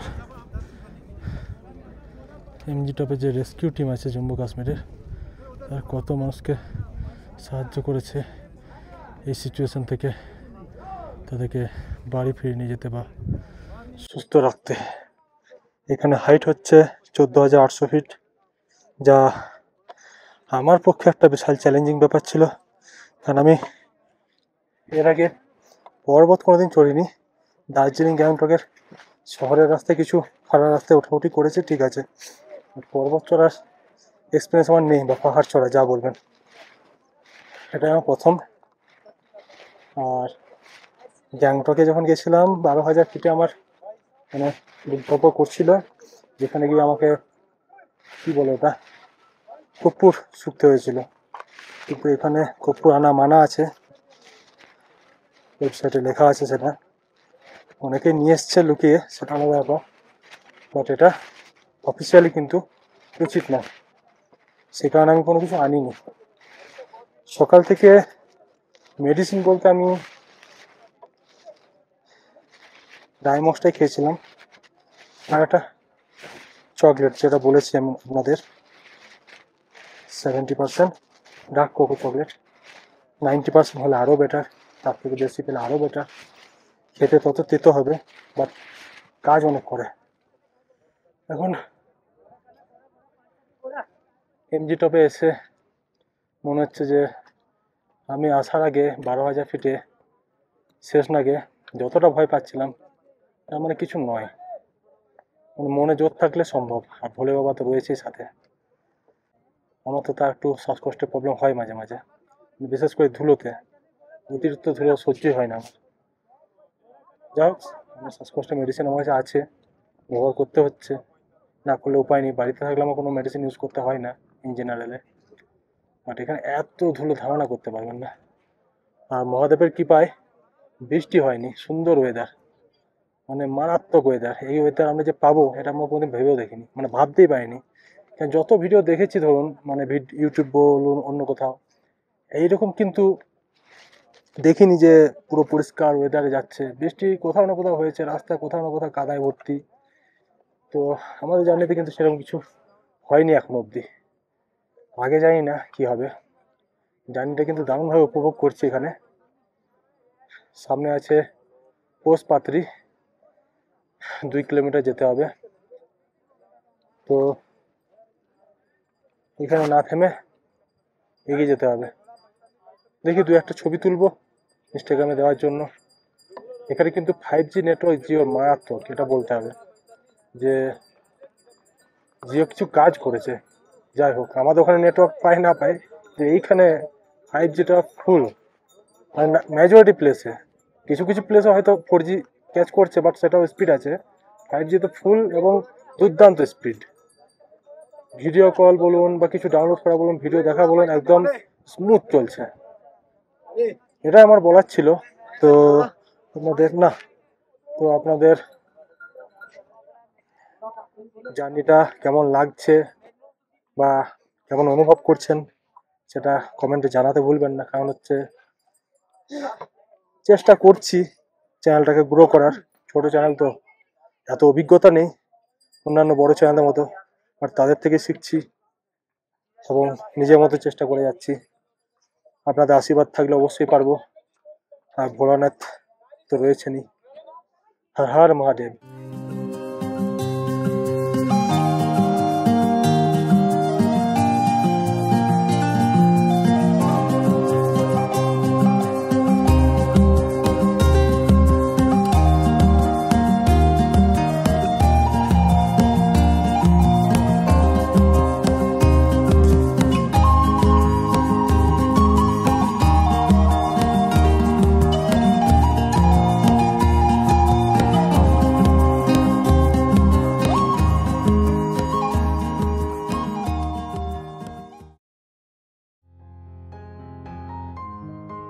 এই পথে দেখা হলো দুজন মানুষের সাথে। তারা নিজের একটা ছোট্ট টেন্ট বানিয়ে কিছুটা সময় নিরিবিলি বিশ্রাম নেওয়ার জন্য পরিকল্পনা করছিলেন, কিন্তু সেই শান্তি বেশিক্ষণ টিকল না। হঠাৎই এক সেনা অফিসার এসে তাদের জানালেন এখানে টেন্ট খাটানো মোটেই নিরাপদ নয়, কারণ এই এলাকায় নাকি মাঝে মধ্যে রাত্রের বেলায় ভাল্লুক ঘুরে বেড়াতে দেখা যায়। অফিসার তাদের পরামর্শ দিলেন তারা যদি নিজের টেন্টে থাকতে চান তবে কাছাকাছি আর্মি ক্যাম্পে আশেপাশে খাটাতে। এটা ছিল সতর্ক বার্তা, যেখানে প্রকৃতির অপরূপ সৌন্দর্যের মাঝেও বন্য জীবনের হুমকি সবসময় উপস্থিত।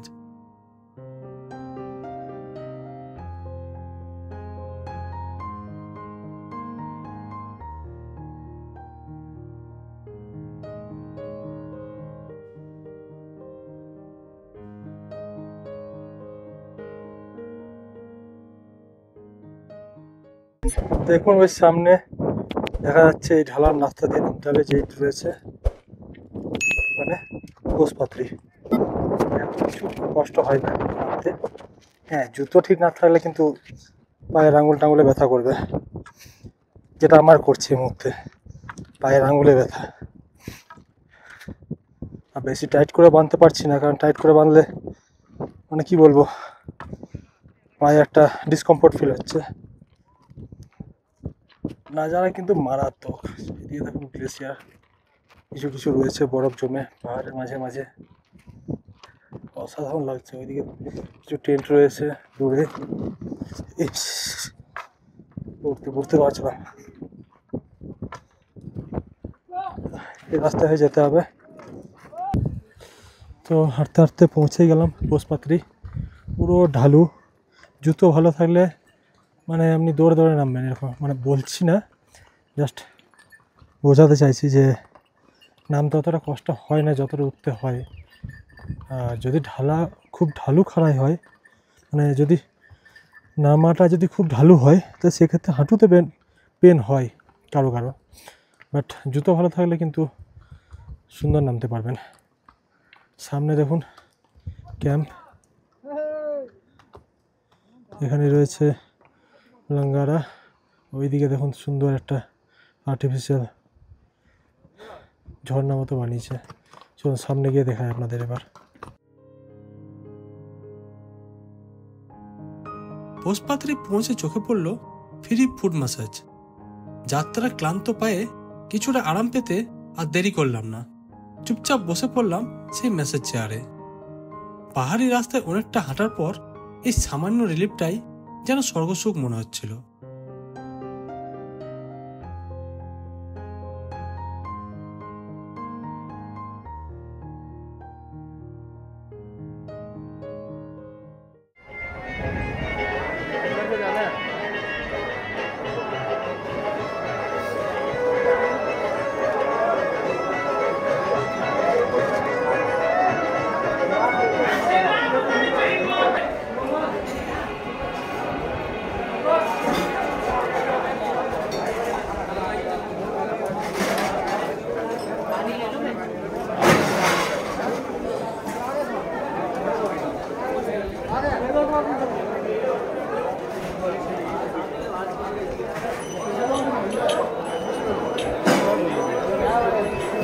आप इंटरचेंज कर सकते हैं, जय बोले की जय बोले।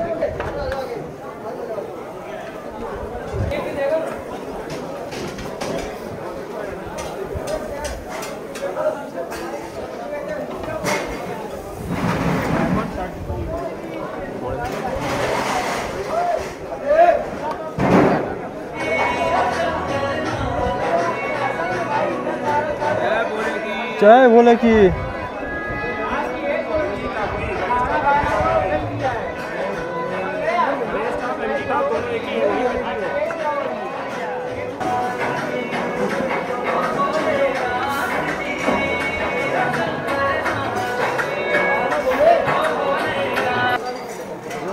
अपने पति के साथ आई हैं, उनके पति अमिता शर्मा जी।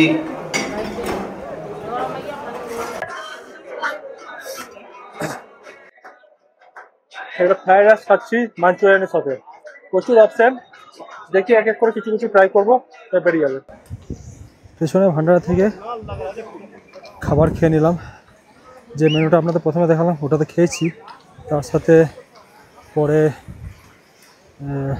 কী ছিল জানো, টিক্কা ছিল, আলু সয়াবিন মাশরুমের, ওটা খেলাম। আর পনিরের স্টিক ছিল, গাজর টাজর দিয়ে এসব দিয়ে এটা স্টিক ছিল, বেশ ভালো খেতে। ওটা একটা স্টিক খেলাম। আর জুস হিসেবে খেলাম পাইনঅ্যাপেল জুস, ব্যাস। ওদের পেট ভর্তি। এখন আমরা সামনের দিকে হেঁটে চললাম পরের ডেস্টিনেশন পঞ্চতারণীর দিকে। জয় ভোলে।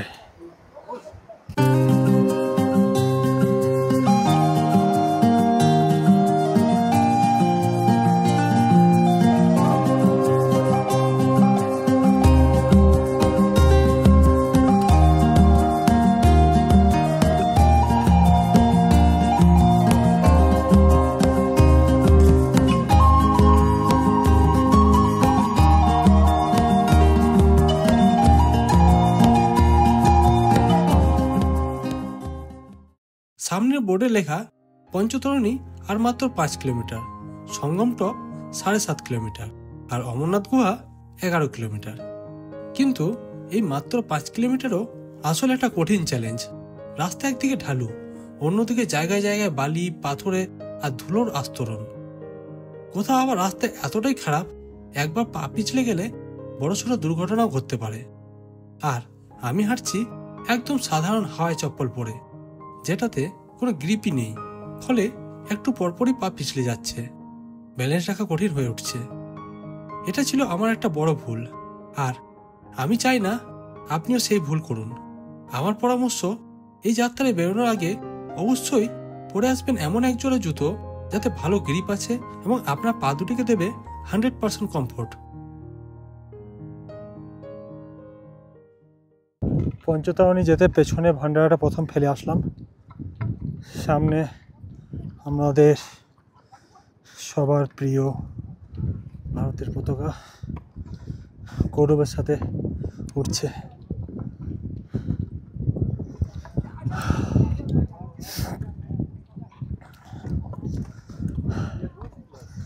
এখনো কিন্তু রাস্তা আছে, কিন্তু অসুবিধা লাগছে না, এইটুকু যা। চলুন এগিয়ে যাই। সামনে পঞ্চতরণী দেখা যাচ্ছে, কিন্তু ডিস্টেন্সটা দেখুন, এখান থেকে এখনও 2 কিলোমিটার। মানে বিশ্বাস হয় না, এত কাছ থেকে দেখতে পাচ্ছি, অথচ এটা নাকি 2 কিলোমিটার। তার হবার কারণ আছে, সেটা হলো রাস্তা সোজাসুজি নয়, ঘুরে ঘুরে যেতে হচ্ছে। কারণ তো আমরা রাস্তা ধরেই করব। দেখুন কিভাবে যাচ্ছে।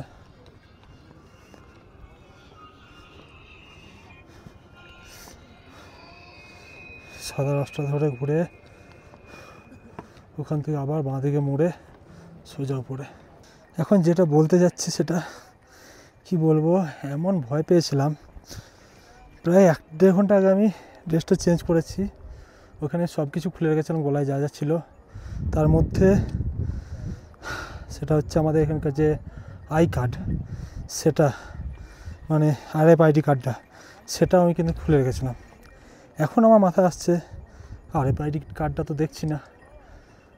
বুক ধুকপুক করা শুরু করেছে, এত ধুকপুক আমার এখানে ওঠার সময় হয়নি। চারিদিকে চেক করার পর যেখানে যেখানে আমি নর্মালি রেখে থাকি সেগুলোতে পেলাম না, আরও টেনশন বাড়লো। পরে দেখি বাঁ পকেটে রয়েছে। এত রিলিফ কোনোদিনও পাইনি মনে হচ্ছে, কারণ জানি না এরপরে কী করতে হতো না হতো। আমার কোনো প্রসেস জানা নেই, যদি হারিয়ে যায় তো কোনোভাবে ক্লেম করা যায় কি না, বা কী হয় না হয়। চলুন পেয়ে গেছি, এগিয়ে যাই। এই মুহূর্তে পাগুলো আমার ব্রিটেনের পা, ব্রিটিশ লোকেদের পায়ের থেকে কম নয়, এতটাই সাদা। আমার কি বন্ধুরা, চারিদিকে ভ্যালির নাজারা দেখুন একবার পঞ্চতরণীর। মানে কি বলবো, মনে হচ্ছে এখানে থেকে যায়। আর এই পা ঘাসগুলো এত ঠান্ডা, মনে হচ্ছে যেন জলের ওপর হাঁটছি, কিন্তু ভিজে নয়।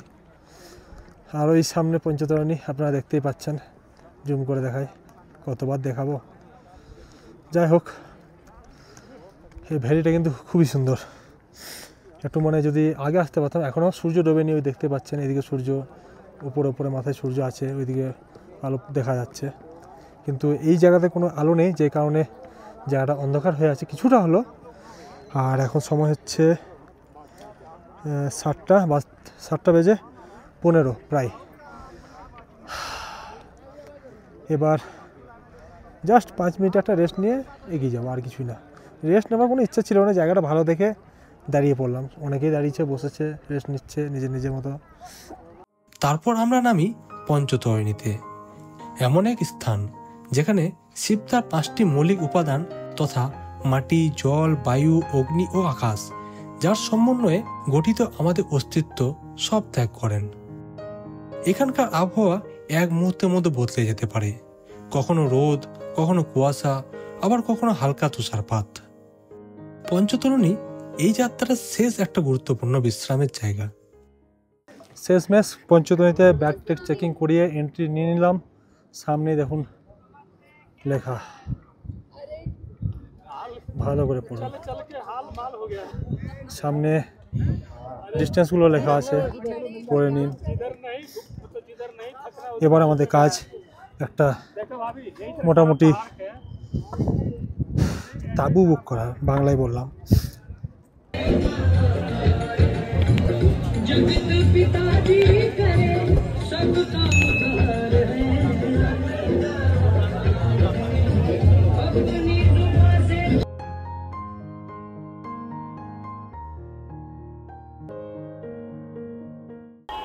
তো পেছনে সারি সারি টেন্ট হয়তো আপনারা দেখতে পাচ্ছেন। এই টেন্টগুলোতে কাল রাত ভর্তি ছিল লোক। এখন আমরা এগিয়ে চলেছি এই দিক দিয়ে, সামনে গিয়ে ও দূর।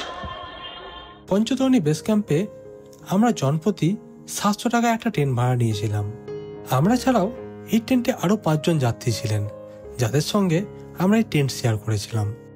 এই বছর যাত্রীর সংখ্যা অনেক বেশি হওয়ায় টেন্ট পাওয়া প্রতিটি জায়গাতেই বেশ কঠিন হয়ে পড়েছিল।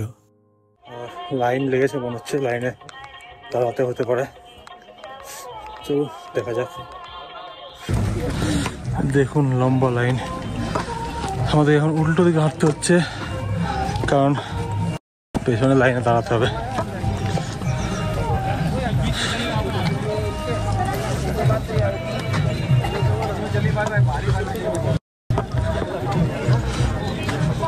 সকালের ভান্ডারায় চায়ের সাথে খাবার হিসেবে ছিল বেশ কিছু অপশন, তবে আমি টোস্ট বিস্কুট নিয়েছিলাম, সাথে চা।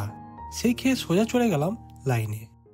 এখানে দিয়ে দেওয়া হয়েছে ডিস্টেন্সগুলো। হোলি কেবের 6.5, সঙ্গম টপ 3.5, বালটাল 12.5 কিলোমিটার। দূর অব্দি লাইন আছে, পজিশন দেওয়া রয়েছে। এখানে 4টে হেলিপ্যাড রাখা রয়েছে, মানে এখানে হেলিকপ্টার ল্যান্ড করে। এই লম্বা লাইন লেগেছিল চেকিং এর কারণে। RFID কার্ড, ব্যাগ থেকে শরীর সবকিছু চেক করে আগে যেতে দেওয়া হচ্ছিল। পঞ্চতরণী থেকে শুরু হয় শেষ ও সবচেয়ে কাঙ্ক্ষিত পদক্ষেপ অমরনাথ গুহার দিকে।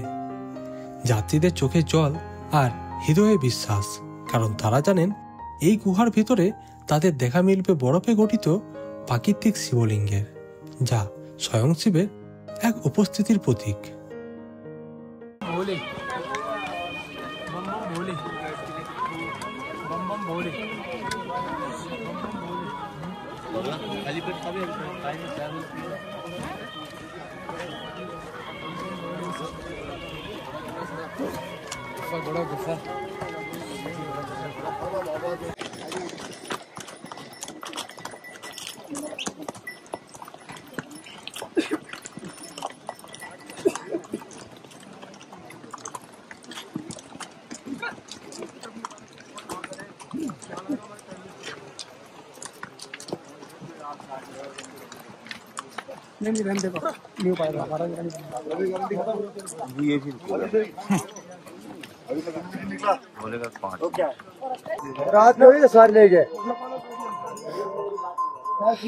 পঞ্চতরণী থেকে 1 কিলোমিটার এখন এগিয়ে আসলাম, কিন্তু পাহাড় প্রচুর চড়ায়, অনেক খাড়া আছে। সামনে রাস্তা পুরো দেখতে পাচ্ছেন কি জানি না।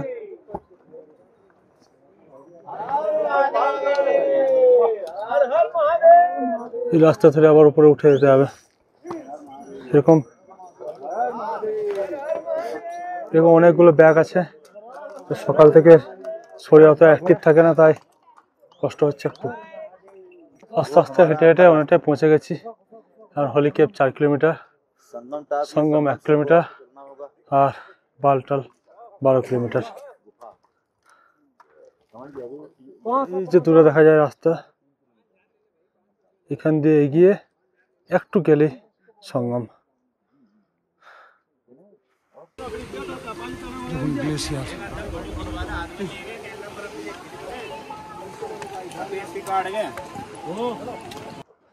অনেকটা জার্নি করে অনেকটা উপরে উঠে এসেছি। শরীর এই জ্যাকেট ইনার এসব পরে মানে হিট হয়ে যাচ্ছে, বলে হিটারের মতো। ঠান্ডা জল ভেতরে ভরলে গরম হয়ে যাবে 2 মিনিটে। দেখুন কোথা থেকে জার্নি শুরু করেছিলাম আমরা, জুম করে দেখা একটু। এইখান থেকে ভাবতে পারিনি এতটা রাস্তা আমরা কভার করতে পারবো। আর পিছনে আছে সঙ্গম, আর হয়তো 500 মিটার ডিস্টেন্স আছে, ওইটুকু উঠে গেলে আর চিন্তা নেই, তারপর রাস্তা নিচের দিকে নামবে।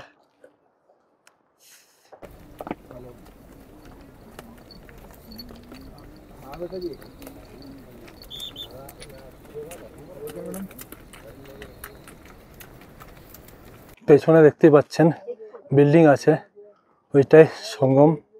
চলে এসেছি, শুধু এইটুকু খাড়ায় যেটা দেখছেন পেছনে, এমন কিছু না, এটা উঠে গেলেই সঙ্গম। আর এখানে দেখুন রোড করার জন্য কত বড় বড় মেশিন রয়েছে, ভাবা বড় মুশকিল। চলুন আমরা এগিয়ে যাই সামনের দিকে। ঘোরার জন্য চলাচলে অনেকটাই কষ্ট, কিন্তু ভাগ্য ভালো যে এবার কোনো বৃষ্টি টিষ্টি হয়নি, রাস্তায় কাদা জমেনি। শেষমেশ পৌঁছে গেলাম সঙ্গম টপ। এরপর হোলি ক্যাপ আর মাত্র 3.5 কিলোমিটার। সামনে দেখতে পাচ্ছেন এখানে মেডিকেল সেন্টার রয়েছে, তাছাড়া বাথরুমের ব্যবস্থা আছে, এখানে চাইলে ফ্রেশ হয়ে নিতে পারবেন। এবং আপনাদের লাইনটা দেখাচ্ছি কোন দিক থেকে বালটালে লোকগুলো আসছে। ওই দেখুন এখান দিয়ে বালটালে লোক আসছে, এখান দিয়ে बालटाल से उतरने वाली रोड ये है, वो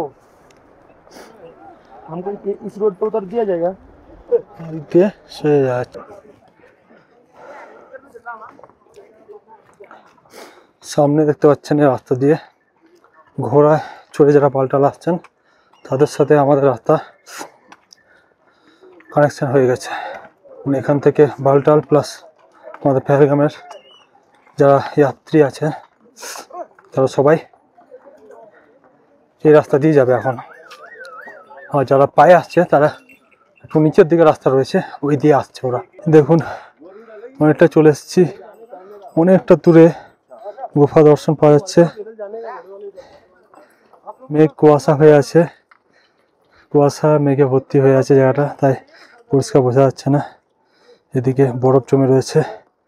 এই ঢালু রাস্তাটা নেমে এখন হাঁটতে হবে কিছুটা। তো অনেক কাছে চলে এসেছি, ওই দেখুন কেপ দেখা যাচ্ছে। এদিকে গ্লেসিয়ারে বরফগুলো সব ঝরে ঝরে পড়ছে, লোক ভিড় পড়ছে ওই জায়গায়, অনেক জায়গাতে বরফ এখানে দেখা যাচ্ছে। এখনো কিন্তু 1 কিলোমিটারের বেশি রাস্তা আছে, আস্তে আস্তে যেতে হবে। এখন আমরা এসেছি গ্লেসিয়ারের কাছে, বরফ পড়ছে, এই দেখুন বরফের টুকরো, ঠান্ডা লাগছে বরফে হাতে রাখলে, এমনি শীত এই জায়গাতে, তারপর আবার এরকম বরফ। তো দেখুন এবার এগিয়ে যাব, অনেকটা সময় নষ্ট হলো, অনেকটা রাস্তা অনেকটা কষ্ট ফের করে শেষমেশ ভোলে বাবার দরবারের কাছাকাছি এসে গেছি। দেখতে পাচ্ছেন এই যে গুহা, এইদিকে রাস্তা, আর আমরা এদিক দিয়ে আগে গিয়ে ক্লক রুমে ব্যাগটাকে জমা দেবো, এবং সমস্ত কিছু জমা দেওয়ার পর আমরা ভেতরে এন্ট্রি নিতে পারবো। সামনে দেখতে পাচ্ছেন ক্লক রুম, যেখানে বিনামূল্যে জুতো, ব্যাগ, মোবাইল জমা রাখতে পারবেন।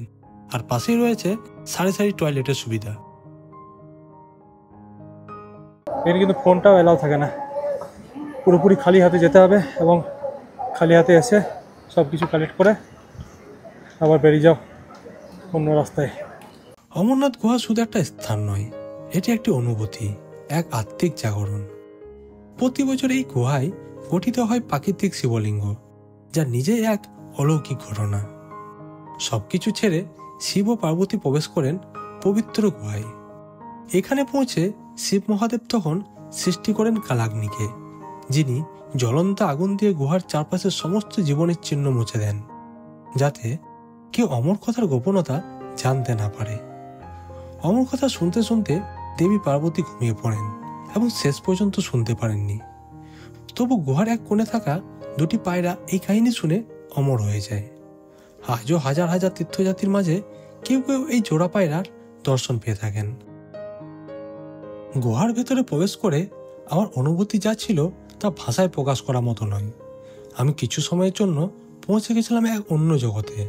মনে ভাসছিল 1000 বছর আগেও কেউ হয়তো এমনই শ্রদ্ধা নিয়ে এসেছিলেন বাবা বরফানির দর্শনে। সামনে দেখতে পাচ্ছেন ওই যে গুহা, আর এইখানে সমস্ত যাত্রীরা স্নান করছেন, যারা বাড়ি থেকে স্নান করে আসেনি বা যারা ক্যাম্প থেকে স্নান করে আসেনি। তো জল প্রচণ্ডই ঠান্ডা, যাই একটু হাত পা ধুয়ে নেব, এর বেশি কিছু করার ক্ষমতা এই মুহূর্তে নেই, কারণ লাইন দিতে হবে, ওপরে উঠতে হবে। আর একটা জিনিস, স্কিন পুরো পুড়ে গেছে দুটো হাতেরই, বুঝতে পারবেন কিনা জানি না, দেখায় আপনাদের, লাল হয়ে আছে, দেখতে পাচ্ছেন কি? আঙুলগুলো সাদা, এগুলো লাল, পুরো হাত, এই হাত দুটোই। এইগুলো প্রচুর জ্বালা করছে রাত্রিবেলা, মানে ব্যথা করছে, জ্বালা করছে প্রচুর। বুঝতে পারছি সূর্যের আলোতে ইউভির যে এফেক্টটা হয়, ব্যাড এফেক্ট, সেটা হয়েছে।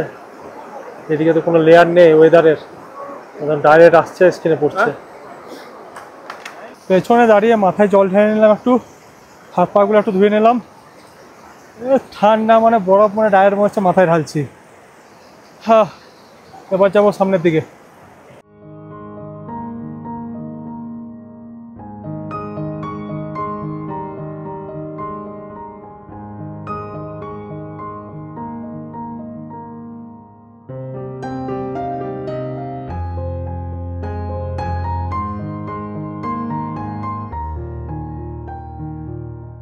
প্রথমে আমরাও লাইনে দাঁড়িয়েছিলাম ব্যাগ জমা দেওয়ার জন্য, কিন্তু অতিরিক্ত দেরি হচ্ছিল, তাই শেষমেশ ঠিক করলাম 2 জনে দর্শনে যাবে আর 2 জন ব্যাগ দেখবে।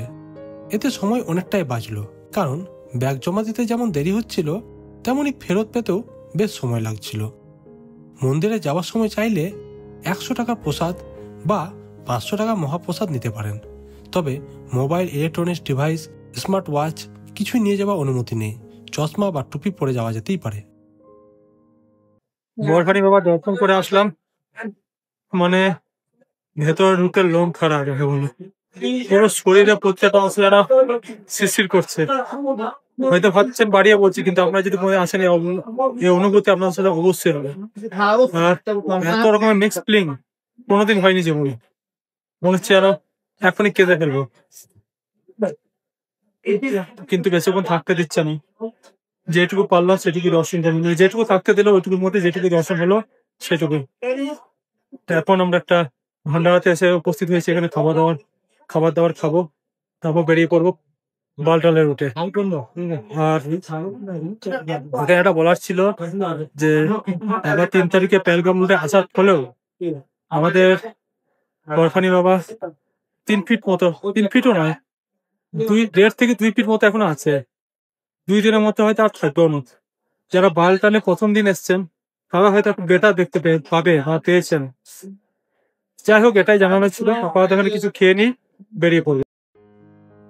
এই যে হেলিপ্যাড দেখছেন, এটা সাধারণত ভিআইপি বা জরুরি কারণে হেলিকপ্টার ল্যান্ডিং এর জন্য ব্যবহার করা হয়।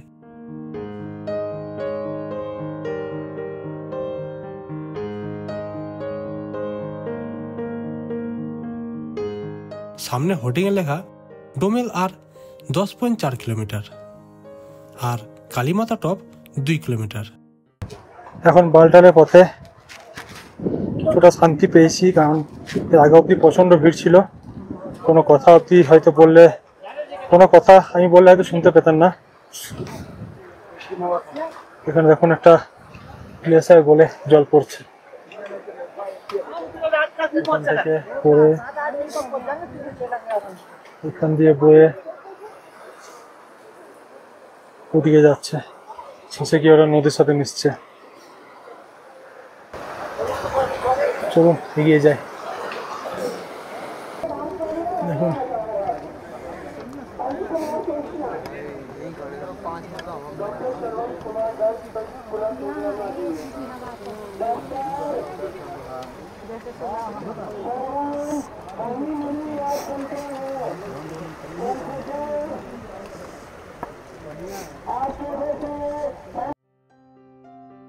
বালটালে পথে কালীমাতা টপের আগে এটা একটা বড় ভান্ডার স্থান।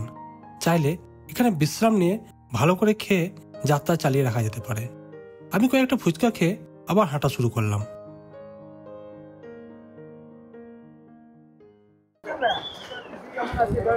এই পুরো পাহাড়টা আবার চড়তে হবে,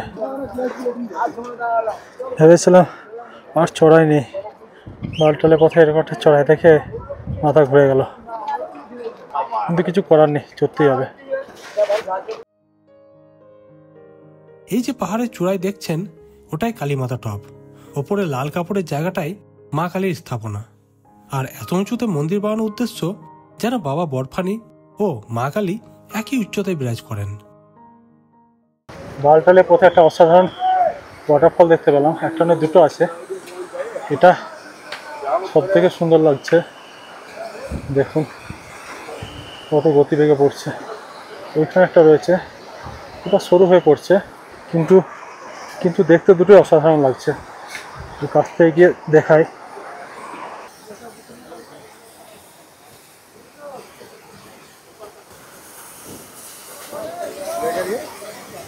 পুরো জার্নিটা করে আমার গোড়ালি ব্যথা, অসহ্য ব্যথা হচ্ছে। এখন ওই ঝর্ণাটা দেখছেন, ওটাই কিন্তু দাঁড়াতে দিচ্ছে না, কারণ ওটাই পাথর পড়ছে বলে। আর এই সরু ঝর্ণাটা দেখছেন, এটাই জল খাবারের ব্যবস্থা এবং হাত পা ধোয়া যা ইচ্ছা করতে পারেন। একদম চিল ঠান্ডা জল যাকে বলে। আমি একটা রুমাল ভিজালাম, এটা মুখে নিয়ে ঘষছি, তখন থেকে ঠান্ডা অনুভূতি পাচ্ছি। আর হাতগুলো পুরো পুড়ে গেছে সূর্যের তাপে, দেখতে পাচ্ছেন কিনা জানি না, প্রচণ্ড জ্বালা করছে। এই ঠান্ডা রুমাল লাগলে কিছুটা আরাম পাচ্ছি। এখন কোন একটা পথ বাকি যেতে হবে।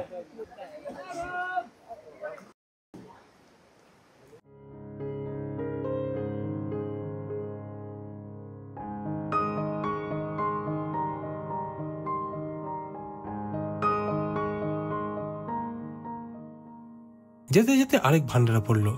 সেখানে আবার কিছু ফুচকা দেখে মন চাইলো, আর তাই কয়েকটা পরপর মুখে দিয়ে পা চালিয়ে এগিয়ে যেতে লাগলাম।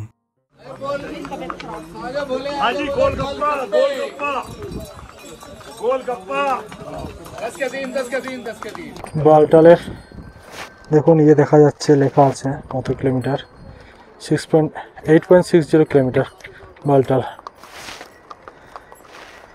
মানে এখন অনেক জার্নি বাকি। জাস্ট ধুলো দেখুন একবার, সুস্থ মানুষ বেঁচে ফিরবে না এত ধুলো।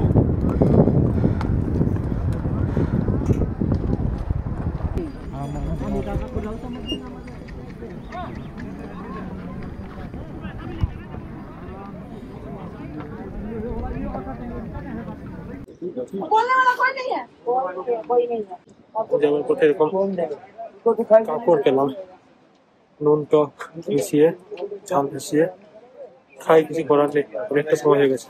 এখন বাজে রাত 8:16, এখানে সন্ধে। ডোমেল এখনো যেতে, ডোমেল এখান থেকে এখনো 2 কিলোমিটার। ধুলোর মাত্রা এতটাই বেশি ছিল যে আমার অ্যালার্জি শুরু হয়ে যায়, চোখ লাল, শ্বাসকষ্ট, সর্দি আর শুকনো কাশি। অন্যদিকে 2 দিন টেন্টে ইলেকট্রিসিটি পাইনি, যার ফলস্বরূপ এই 2 দিন কেটেছে পাওয়ার ব্যাংকের ভরসায়, কিন্তু শেষ রক্ষে হয়নি। এই মুহূর্তে আমার ফোনে চার্জ ছিল মাত্র 4%, তাই পুরো যাত্রার ভিডিও ভালোভাবে করতে পারিনি।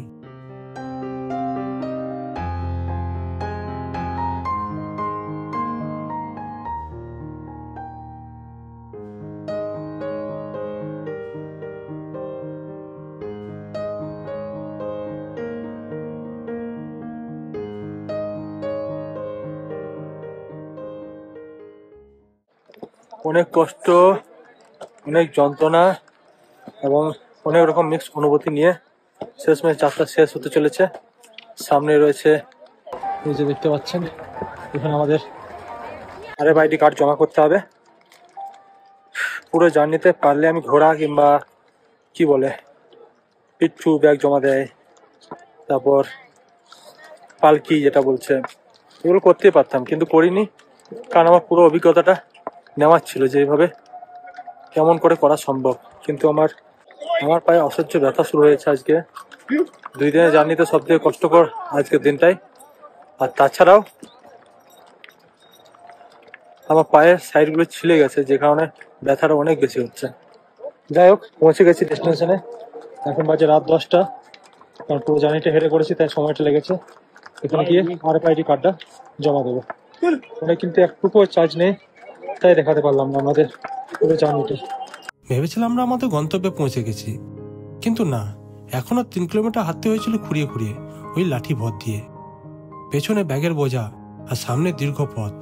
রাস্তা সমতল হলেও কেটে যাওয়ার ব্যথা আর পায়ের তলায় ব্যথা পুরো কাবু করে দিয়েছিল।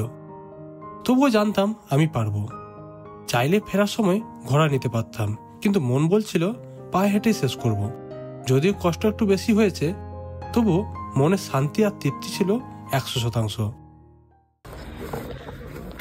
এটা হচ্ছে 500 টাকার যে প্রসাদ, এর মধ্যে আপনি জিনিসগুলো দেখে নেন, কারণ আমি এত ডিটেলসে এই মুহূর্তে বলছি না, কারণ ছবি দেখে আপনারা বুঝতে পারবেন। এটা হচ্ছে 500 টাকার মহাপ্রসাদ, লাল কালারের প্যাকেটটা হয়।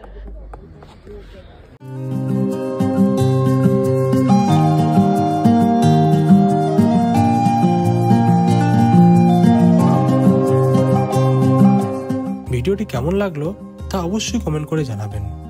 যদি ভিডিওটি ভালো লেগে থাকে তাহলে লাইক, শেয়ার ও সাবস্ক্রাইব করতে ভুলবেন না। আজকের এই ভিডিওটি এখানেই শেষ করছি। দেখা হবে পরে একটি ছোট্ট কাশ্মীর ট্যুরের ভিডিওতে। ততদিন পর্যন্ত ভালো থাকবেন, সুস্থ থাকবেন। জয় হিন্দ।